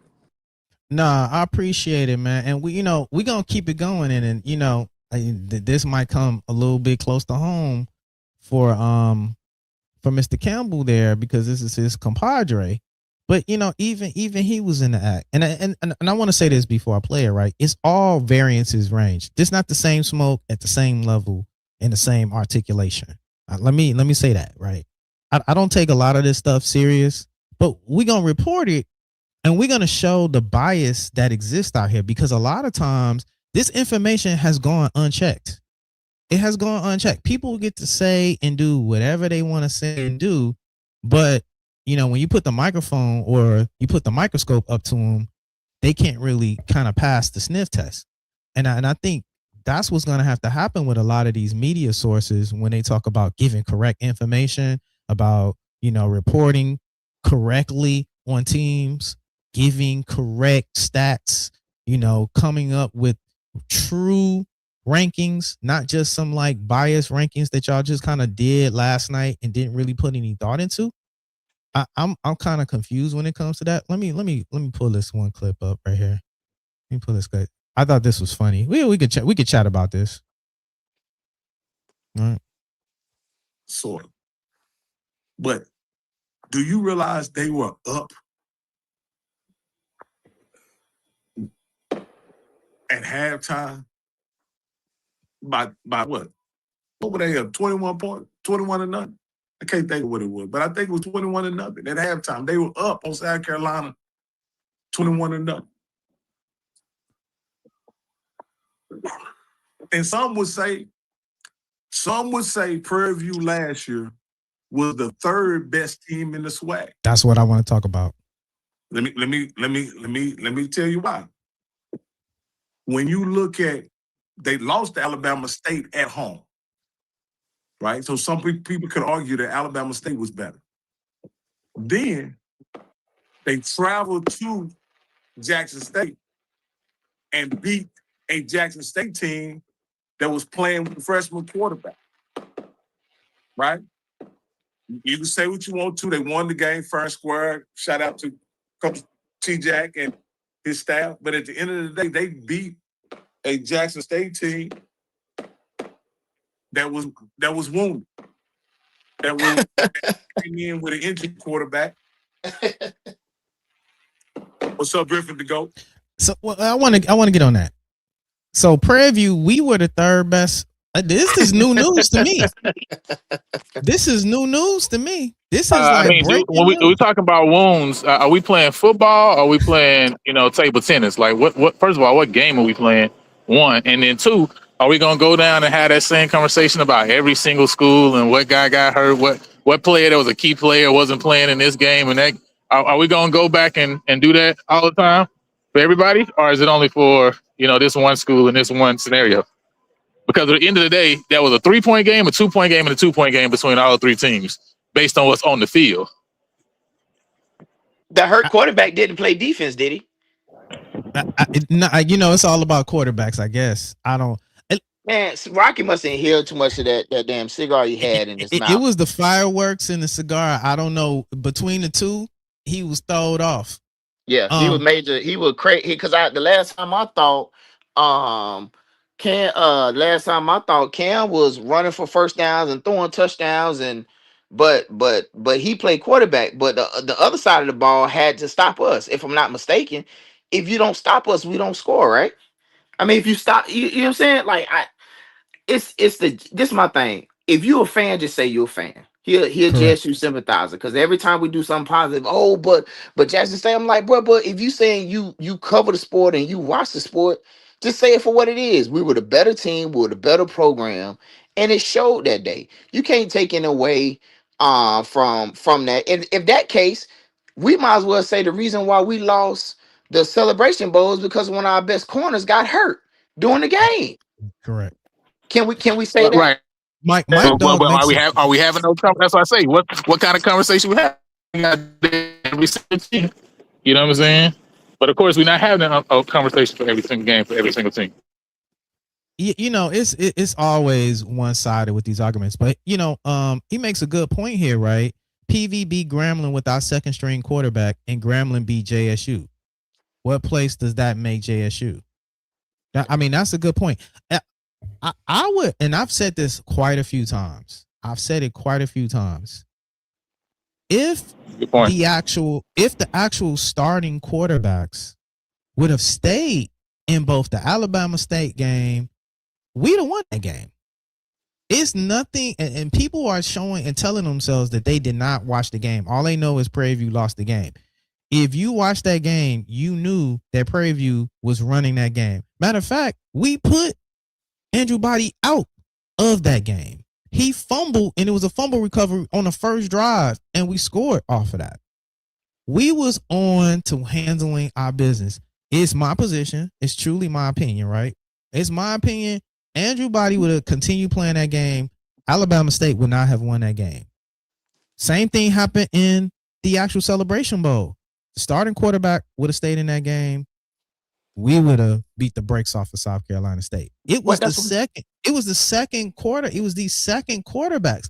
Even JSU, they didn't really get a new win until they brought in the freshman quarterback. PV was dragging JSU up and down the field, and they had no motion, no motivation, no energy until they got a resurgent. So that's the common thing. People love to say that, our quarterback was hurt. But to be honest with you, the fresh quarterback is what gave you life in these games. That game would not have been close. That game would not have been close as it was. We game prepared. 4 minutes. We game prepared for Jackson State's starting quarterback, and we came out and we accomplished it, and we showed it. When they pivot to they actually benefited from Lockhart coming into the game. Because they lost, they want to use that narrative. Well, we had the freshman quarterback. The freshman quarterback is why the game was at 2 points. I had a large part to do. I do not think the starting quarterback would have made some of those throws that Lockhart was making when he came into the game. And so I think that's what people are missing. That happened in the Celebration Bowl, and that also happened in the Alabama State game. Luckily for us, their new quarterback didn't come in and win the game for them, like what happened in the Alabama State game and like what happened in the South Carolina State game. But go ahead. But that's why you recruit. That's why you recruit multiple quarterbacks, just in case your quarterback goes down. And your number 2 is just as good as your number 1 to a degree, because you have to trust that your number 2 can get the job done if number 1 don't get it done. See, this is the thing, man. Like, it's almost one of those things where they feel in their hearts and heart that I just said, they're not used to us being where we are. They're not used to us being where we are in this position, dominating the way that we did this past season, talking the way that we're doing, because they're not used to it. They're used to being the ones that's on the offensive, talking crazy, talking reckless. That year that they won that Celebration Bowl, we heard everything Jackson State this, Jackson State that. Here's a Jackson State commercial. Here's the band in the Pepsi commercial. Kudos to them. But when it's somebody else's time, it's an issue. And I'm a diehard. I'm a diehard 100%. But at the end of the day, when it's all said and done, don't cry now when you don't have the ball. Correct. Don't cry now when you got the ball. We competed. We strapped our helmet on. We made the trip. We came to your place that everybody talking about is so hard to play in, and we came in and did it on the biggest stage. So what are we talking about? South Carolina State did what they were supposed to. They were supposed to play to the end the same way that Coach Jackson and the rest of his staff taught our kids to do. We just didn't get it done. We make no excuses about it. I've never heard Coach Jackson make an excuse about us losing that game. Hey, we didn't get it done, so we're gonna get back into the saddle and keep getting better. That's the difference. You make me think of another point that just hit me too, right? That we don't often talk about. They love to talk about us losing the Celebration Bowl, but they think we have a short attention span or a short memory. Jackson State took them 3 chances to go to the Celebration Bowl to finally win the Celebration Bowl. 3. Like how Sway? Like, how are you now talking about, well, y'all lost the Celebration Bowl? It took y'all 3 tries to finally get a win in the Celebration Bowl. So that's why I'm like, the smoke don't even hit. It's not even hitting because they're used to people not speaking from intellect. They're used to people not speaking from logic and facts. They're used to people speaking from emotion. So when you're emotional in here, oh, you lost to about 21-point lead. You lost in the Celebration Bowl. They think that's going to trigger us. But guess what? How? They didn't even make it. How is that triggering? They didn't even make it to the Celebration Bowl this year. That's the point I'm making. And not only did they not make it, but the reason they didn't make it was because of us. Exactly. So a person that lost to me can't even tell me anything about losing because you lost to me. It's just crazy. Somebody get in the corner and be quiet. Yes. None go of the get slug, a timeout. Go to none of the timeout. slugs hit. So here's a lot that someone put up there like what does PV have against Andrew Body? Jealous because he chose the better university. The last game he played for Texas Southern was Prairie View A&M. I want to get this clear. What? Yeah, exactly. That's what people be talking, but they spent the time to type this out. Somebody really spent the time to type this out. Andrew Body has never beat Prairie View. Never. We don't have no issue with Andrew Body. We're just talking football. The rest of y'all have drank. I'm sorry. Y'all have drank the Kool-Aid. The rest of y'all have drank the proverbial, Scotty, Abrion, whatever you want to call him, Caesar Fade, no more dreads. Y'all have drank that Kool-Aid and y'all still drinking the Kool-Aid. We're not intimidated and we're not faded by Andrew Body. All right. Great player in his own right. You know what I'm saying? When it comes to beating up on the rest of y'all. But don't get mad at PV, folks, because we've seen this story play out so many times. And I'll say I'm not impressed. I'm not impressed. I'm not impressed. And it has nothing to do with him being hurt. It has everything to do with what I've seen on the field. And it's just my opinion. Again, this is an opinion-based show. This doesn't reflect the views of Prairie View Athletics. It doesn't even reflect the views of Lionel and PV versus everybody. These are my personal opinions and my views. So I may say you may get some pushback from me. I think he's a good quarterback. I think he's a good quarterback. I think if he had stayed healthy, we can play that if all day. I think he did what he was supposed to do, and his ceiling was high. Andrew has played well. He played well against UAB. I wanted them to win that game because anytime we play up against somebody that's outside the SWAC, that's on a larger level, I wanted that for him. I wanted him to stay healthy so everybody can stop saying that, hey, we ain't do this to do that. Like, he has yet to beat us, So I agree with you 100% in terms of he's yet to beat us, and we ain't scared of nobody by no intents and purposes. But at the same time, to me, I think he's a good quarterback. That's just my opinion. I'm going on the record, and I'm gonna say it again. I think Lockhart will have a better season than Andrew Body next season. Just from what I've saw, just from what I've understanding what happened, what has happened in the offseason, just because of what I can see in durability. I'm going to say it right here and now. Once the season is over and we look at the stats, Lockhart, and remember, we're talking about strength of schedule, right? So I'm kind of baking, my bias, right? My bias is because, remember, they don't play nobody. They going to run it up on Edward Waters, right? They going to run it up on the other D2 school they got. Tennessee State, they in shambles over there with their athletic director. They voted a no confidence. The entire athletic department voted a no confidence in their athletic director over there. And where's this? I get you saying that makes sense. So you're looking at also the schedule that he got. What'd you say? Where's this? Sure. What were you saying, Brandon? I was just asking. I'm sorry. I didn't mean. I was just saying. Where is this? I didn't hear that part. Tennessee State. State. Yeah. So I'm saying, even based off of, we got to follow the through line, right? If we're going to say that Jackson State's not playing nobody, then we already know how the stats are going to get padded when they actually pay these schools. So when they start talking about how many passing yards and how many touchdowns and all of those things, they're going to come to play. And then we're going to be sitting around like, but hey, y'all lost the Gremlin. But hey, y'all lost the PV. And then, they're going to have a 1,000-yard rusher or something crazy. and then they be like, yo, they had the best at these different positions because they had a 3-game patent and cushioning. See, that's the part they don't want to tell you. Those 3 games is cushion games on the patent stats. Is a patent stats game too. That's a good point. That makes sense. I never thought about it that way. That makes sense. Yeah, that damn sure makes sense. Man, They're gonna play Edward Waters. He might rush for 200-300 yards, pass for 200-300 yards, and by the end of the season or mid-season, he first team all SWAC. Correct. And so this is why we should take them at their word. This is why the conference office should take them at their word.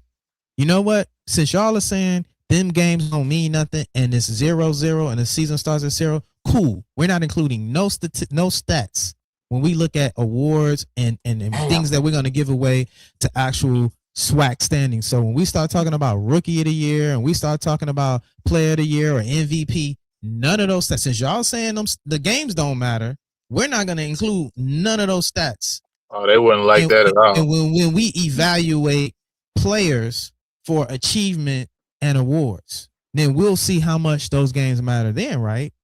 To his he constantly kept repeating that. So this is all cap, man. This is all cap. What I mean, what else? That's a good point. That's a good point though, because My question for if Lionel is this: go ahead. what do you think the consensus will be at the end of the season? If Jackson does not come out on that side of the East. Can y'all hear me? Yeah, we can hear you. We can hear you. Oh, well, I think the consensus. I kind of feel just like Sed, right? I think. Oh, okay, but you can hear me, Sed, right? Yeah, I can hear you. I can hear you. Okay, yeah, I think the consensus is going to be one that they're going to, I kind of agree with you, Sed. Like, there's going to be a contingent, amount of contingency of that base that's going to start saying, even hear him, Sed. "Man, TC Yeah, I is can hear him. not the guy or whatever." Let me go turn on TV.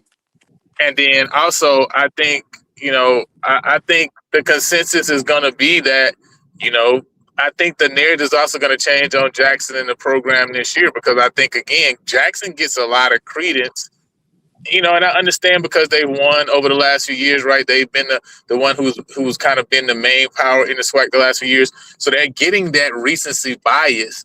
But I think the rose-colored glasses will come off the program after the year, right? If those things happen, and they will look and say, well, you know what? Jackson did lose a lot of pieces, right? They did have some turnover there, and they brought in some transfers that were not necessarily proven yet, right? You know what I'm saying? You know what? They were a little bit younger than maybe I considered their program being. And then you had Lockhart that's coming back. You got him coming into his second year. He could have that sophomore slump. And then also you don't really have a solid guy behind him, that you truly trust in the quarterback position in a conference where you typically need two quarterbacks, right? So I can see that then starting to be the conversation narrative, which probably should already be the conversation narrative, because these are the questions that Jackson has coming into this year, right? You know what I'm saying? Now, they recruit well. Quinn does a great job as a defensive coordinator, so you got to believe that defense is still going to be strong. But there are some questions around the offense, in my opinion, because you gotta see it done on the field. In the last few years, they've really leaned heavy on the running back room, and now you got again, right? They're excited about that running back that they got. Yeah, I mean they've got some good backs, but again, right, you got to now prove it, because you lost 3 guys, right, in that room that was at the top of that class. And and I say that to say I think that's also why Jackson gets an eye on some of these things that don't make sense. But I know we're not talking about the preseason thing today, but listen, having a guy who played one game and had 3 tackles, that guy should not be all SWAC. That makes absolutely no sense. That's crazy. And that has nothing to do with even if it's Jackson. There was another kid who from Alabama A&M that got all SWAC second team at receiver. Like, how you give an all SWAC second team to a guy who got significantly less numbers than another guy who coming back next year? It just don't make any sense, okay? It makes 0 sense. So, but again, I have no idea how these coaches and SIDs are making these decisions and choices. But last thing I say, too, on that turn, Eric Zachary should definitely have been preseason defensive player of the year. Team. You know what I'm saying? He is first team, but he should have been defensive player of the year, right? When you look at his numbers, look at where he ranks as cornerbacks, that's a guy who in the SWAC who really got an opportunity to maybe be able to go to the next level. For sure. You know what I'm saying? Like, that's how good he is. So he should have been defensive player of the year, period, hands down. There's nobody returning on the defensive side that was on that first team list that should have got a higher nod than him. I mean, and that's just facts. So, but anyway, that was my last comment on that. Yeah, I don't understand this. Please show me another school that has dedicated an hour and a half to another school. Look, we're talking about SWAC and we're talking about sports. Are you not in the SWAC? Are you not a part of the conference? Like, this is we're gonna talk about everything that we need to talk about when it's pursuant to what's highlighted in SWAC news. We gonna talk about TSU. We talk about Grambling. Like, and I definitely don't feel the need to validate what our talking points are, because we are your champs. We are your SWAC champs. So we've earned the right to talk about everybody that we can With line Nick, up too, against. by the way. What'd you say? I agree with Nick. He made a comment. Tennessee State game ain't gonna be as easy as y'all think. I actually agree with Nick too as well. I mean, we got to remember too the Hampton game last year. You know, it ended up being a 14-point win, but that game was a closer game than we want to give credence. Right? Last year again, the Bethune, I keep mentioning the Bethune-Cookman game. That game was a one-score game, and they were driving. Okay, in the fourth quarter. You know what I'm saying? So I think again I don't think Jackson's team this year is going to be better than their team they had last year. I also think the same thing Alabama State, though. I think Alabama State also is going to take a slight step back. And I said last year, is Eddie Robinson's defense or is it Ryan Lewis' defense? And since Bill has already been on the show talking about Ryan Lewis and his mind and what he can do, I think it's a little bit more Ryan Lewis defense than Eddie Robinson defense, but we're gonna see this year for sure. Like last year, last year they regressed, right? Now we're saying, well, they got the young guys back, they think it's gonna be a better defense. We don't know that, right? We have to see with Eddie and his staff if the defense is gonna go back to that form, and they ain't got to get back to the form they were with Ryan because they were top 5 in FCS, right, with Ryan. Mm-hmm. But even if they can just be again at the top of the conference, that's gonna make a huge difference with them. You know what I'm saying? So, but these things are wait to be seen. But I'm excited because post the SWAC Media Day, these things, you know, we're ready to really start having some conversations, man. But anyway, Sed, man, I'm gonna sit back and listen. No, it's all good. I'm kind of winding it through my last parts of the clips, and I appreciate y'all for coming in and adding a little color and layer and context to this conversation, because you know the real secret weapon is all of our descending positions and points all on one specific topic. That's what they really can't take. And well, I always say that we're like Voltron out here. Like, you know, we're powerful as individual cats alone, but then when we come together to form the Voltron Panther, man, it's unstoppable. Seeing all of the different viewpoints and opinions that we have. You know, again, I think a lot of this has been like negative energy. I always like to end around positive energy. You know, shout out to our little cousins over there. Shout out to TSU. They seem to, at least at best, come up with a plan. Now, how much of the plan are they going to achieve, you know, remains to be seen. But, you know, we can show them love for at least putting a plan together. So shout out to TSU. This is their master plan, envisioning their new stadium on campus. I'll pull it up for y'all.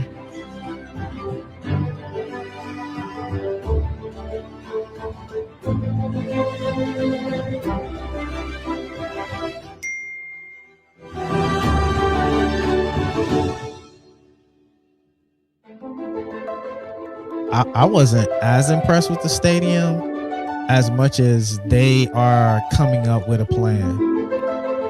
I would love to see them move. I know you said this, Lionel. I'm muted. I know you said this, Lionel, that you are happy to see them move out of shell. I want to see them sustainable. I want to see the competition really be viable. And I know that, you know, Texas Southern always seems to get it up, you know, for us. But we're talking about, you know, 9 in a row until, you know, TJAC came. And I think that really tells how much separation is between both of these two institutions. I don't know. It could be me just being, you know, overconfident. I don't know if this game is going to be as close as people think, especially with the tune-up. But I do know that TSU plays hard when they come to play against Prairie View. They find another gear from somewhere.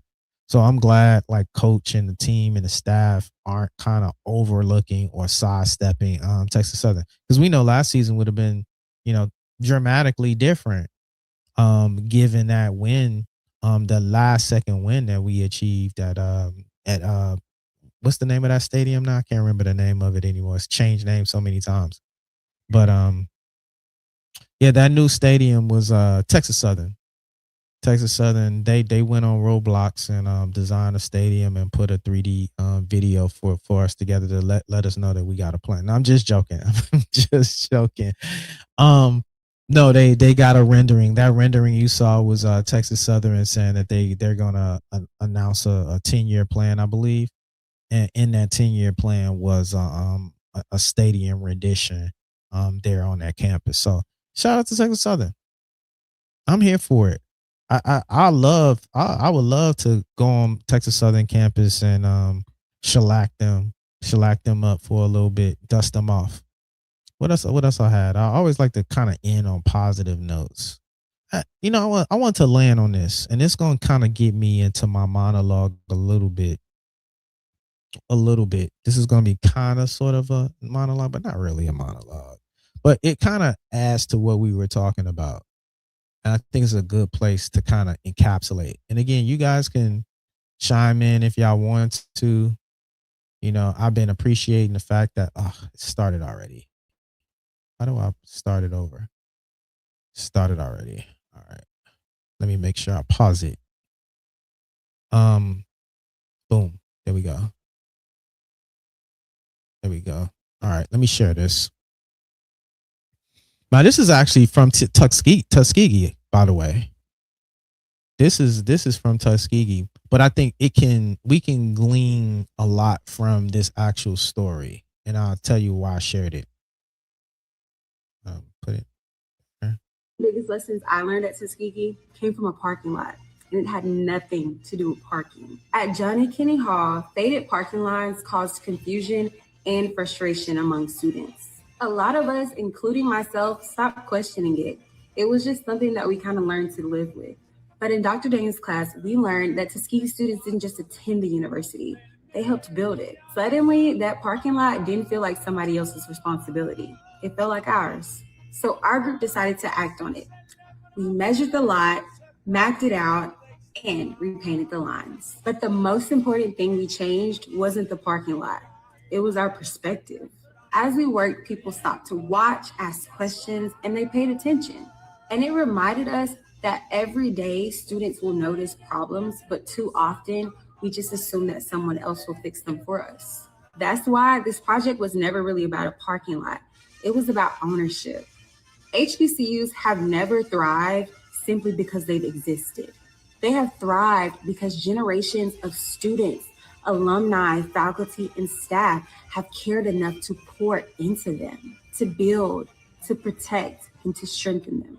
Today, our institutions continue to face challenges, from campus resources to infrastructure to student support and opportunity. Every contribution matters. That's what I wanted to kind of encapsulate today's show on. Carrie, what's up, Carrie? What's up? Hey, what's up, peoples? Just wanted to tell you, good show. And I like what you ended that with, because when I was at PV, I'm old. When I was at PV, it was the Dusty Trail. And but when things started proving, even before that, it was always known not to walk on the grass. So I like her point that it's up to you to make your school thrive. And, and we also, had protests, letter writing to get our part of the Texas funds for the school to start improving. Whereas that's another running joke to PV, where we had to change the narrative that people say, oh, Texas A&M just wrote you guys big checks. No, they didn't. We had to fight way back in the 80s to get and we still don't get the 50% we're supposed to get, but we at least started getting the money we're supposed to get. So no, absolutely. When you push back on the narrative, people don't want to hear it. Well, yeah, a lot of what is standing in our way is ourselves, right in the mirror. And I because it does get a little heavy as we kind of progress through the show, but I kind of like to have that optimism as we kind of leave. What's the solution, and what's the talking point, and what do we go away with, right? That's why I always like to kind of end it around something, to take something tangible that we can kind of move with. And I think that as we try to move with excellence in all things, there's some level of accountability. Now, every person going to have to look at it for themselves. Every person is going to have to take an audit for themselves on what that actually is going to look like. In this example, it was a parking lot. We kind of live in this entitled culture where everything should be just given to us and we should just show up and everything should just be a thing. But that's not the shoulders that we stand on. You know, our ancestors, they saw a problem and they looked to how to be solution oriented about them, right? And then we've been saying this common theme, excellence, excellence, excellence, not just because that's embedded within our motto as an institution, but because we feel that that's the DNA of what it means to be Black, you know, what it means to be who and what we are in society today. And I think that's a big problem. I'm always kind of making that parallel. Yes, we're here to talk about sports and athletics, but I think we can take a lot of the lessons that's learned, not just the athletes, but us as fans, us as casual fans. Our approach to how we see sports has a direct correlation to our approach and how we see life and how we see one another and how we deal with one another. I truly want the best for us as a community. I'm somewhat rambling, but you know, I had a back and forth with Mr. Ford recently, and he was saying how, you know, one problem that he had with Coach T Jack was the fact that, you know, he shuns the history and the past of the SWAC. And I'm saying, wanting for the best for the SWAC as we stand in 2026 and wanting to be excellent in all things isn't a disownment of the history. That isn't a, you know, a poke in the eye of, you know, everyone that has done great things before us. We understand that, you know, we have historians and we have legacy, and we understand the prominence of, you know, players and athletes that existed before us. But as we try to now advance the ball, I think we kind of stuck in today's society where we don't want to advance the ball. We just want to talk about the brand, but nothing about what am I doing to elevate. I'm just going to do status quo. Man, shout out to, you know, the athletes in the past. They be rolling over looking at the level of apathy that these teams and programs have now. We used to take pride in wanting to be the best and beat the best. You know, we have the invisible chains on ourselves now. They don't need to put the physical chains on us anymore because we kind of impose restrictions on ourselves. You know, I left the comment from the one sister up there talking about, you know, she showed the hand color and say, well, they's not gonna let us do nothing. They've never let us do anything in this society. We've taken everything. We've demanded everything. We've encroached beyond boundaries in everything that we've done. What made us have to stop doing it today? And does somebody have to show us a proverbial pot of gold at the end of the rainbow for us to chase the rainbow? I'm confused, much like the sister from Tuskegee. I think we can all embody that. You know, Mike Dog, I'm you know, because I was gonna close it out. You have any last words before I kind of, you know, wrap my piece around? Pause. I was getting excited about the Texas Southern Stadium until you said 10-year plan. I'm like, dang, I'm already old. I might not get to hang out there. Man, it might be 100 years before we see that stadium. You know, oftentimes a lot of these long-term plans are just that. It's a plan, but it's really no strategy to put that plan in any type of, you know, effective place. It's one thing that we got a plan and we didn't achieve it. It's another thing is we just having a plan to have a plan, but we really didn't have no real no real pieces in play to really make it happen. And so that's what kind of makes it all kind of sad. What will you be at the Tarleton State game? Oh yeah, that's just west of us. I'm right here in Grand Prairie, so I'll be heading west to catch the game. Looks like it's a little difficult to find somewhere to stay because the game is so late. I don't know if I want to drive back through those woods like that, but I might find somewhere that's maybe halfway back and stay there or something. I don't know. I have to figure that out. But definitely going. I'll be there with the rest of the PB12. For sure. I'll be at quite a few games. And here, I'll tease it. I will be at SWAC Media Day. I will be there. Yay. I will be there. I got my email today. I got an email today from the SWAC office. So I will be there in the honor of, productive people.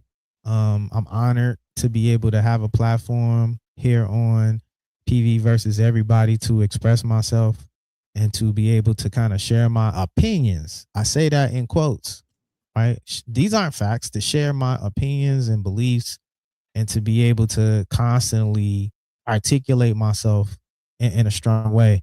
And so, as we always end the show, I think it's important for us to stay strong, stay true, but most of all, stay productive, because PV produces what? Productive people. Productive.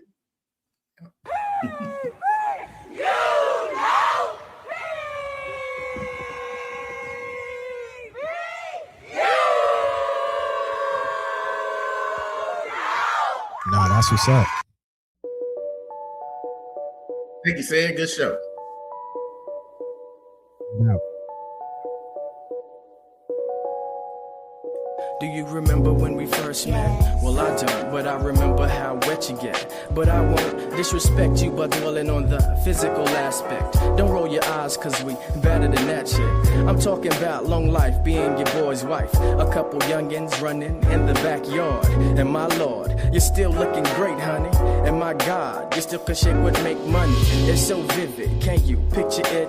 Yeah, well tell me, do you think this ring fits? Word, your love is like the ultimate herb. You got me foot to the ass and the rest of the curb. It's like nothing to do, only for you I kneel and forget the brick. Love is the house we're building, the picket fence with the swing on the tree, with the words carved in it saying love is we. There you are, close enough to touch but still too far, because you're not mine yet. Stimulated by the conversation, mere presence. Other women ask what relation, none of the essence. Oh, who's that? She's a C, but you come first, like the A before the B. When you're gone, I wilt like a willow, lie there and smell the scent you left on my pillow. A strong mind with the body to match. I won't bite if you promise not to scratch. You keep it real, just like the truth. Closer than twins, standing in the phone booth. Inspirational, treasured like a gift. What success without someone to share it with? I used to be a dog, now a cool cat chasing cheese. And I blame Eloise. Eloise on my mind.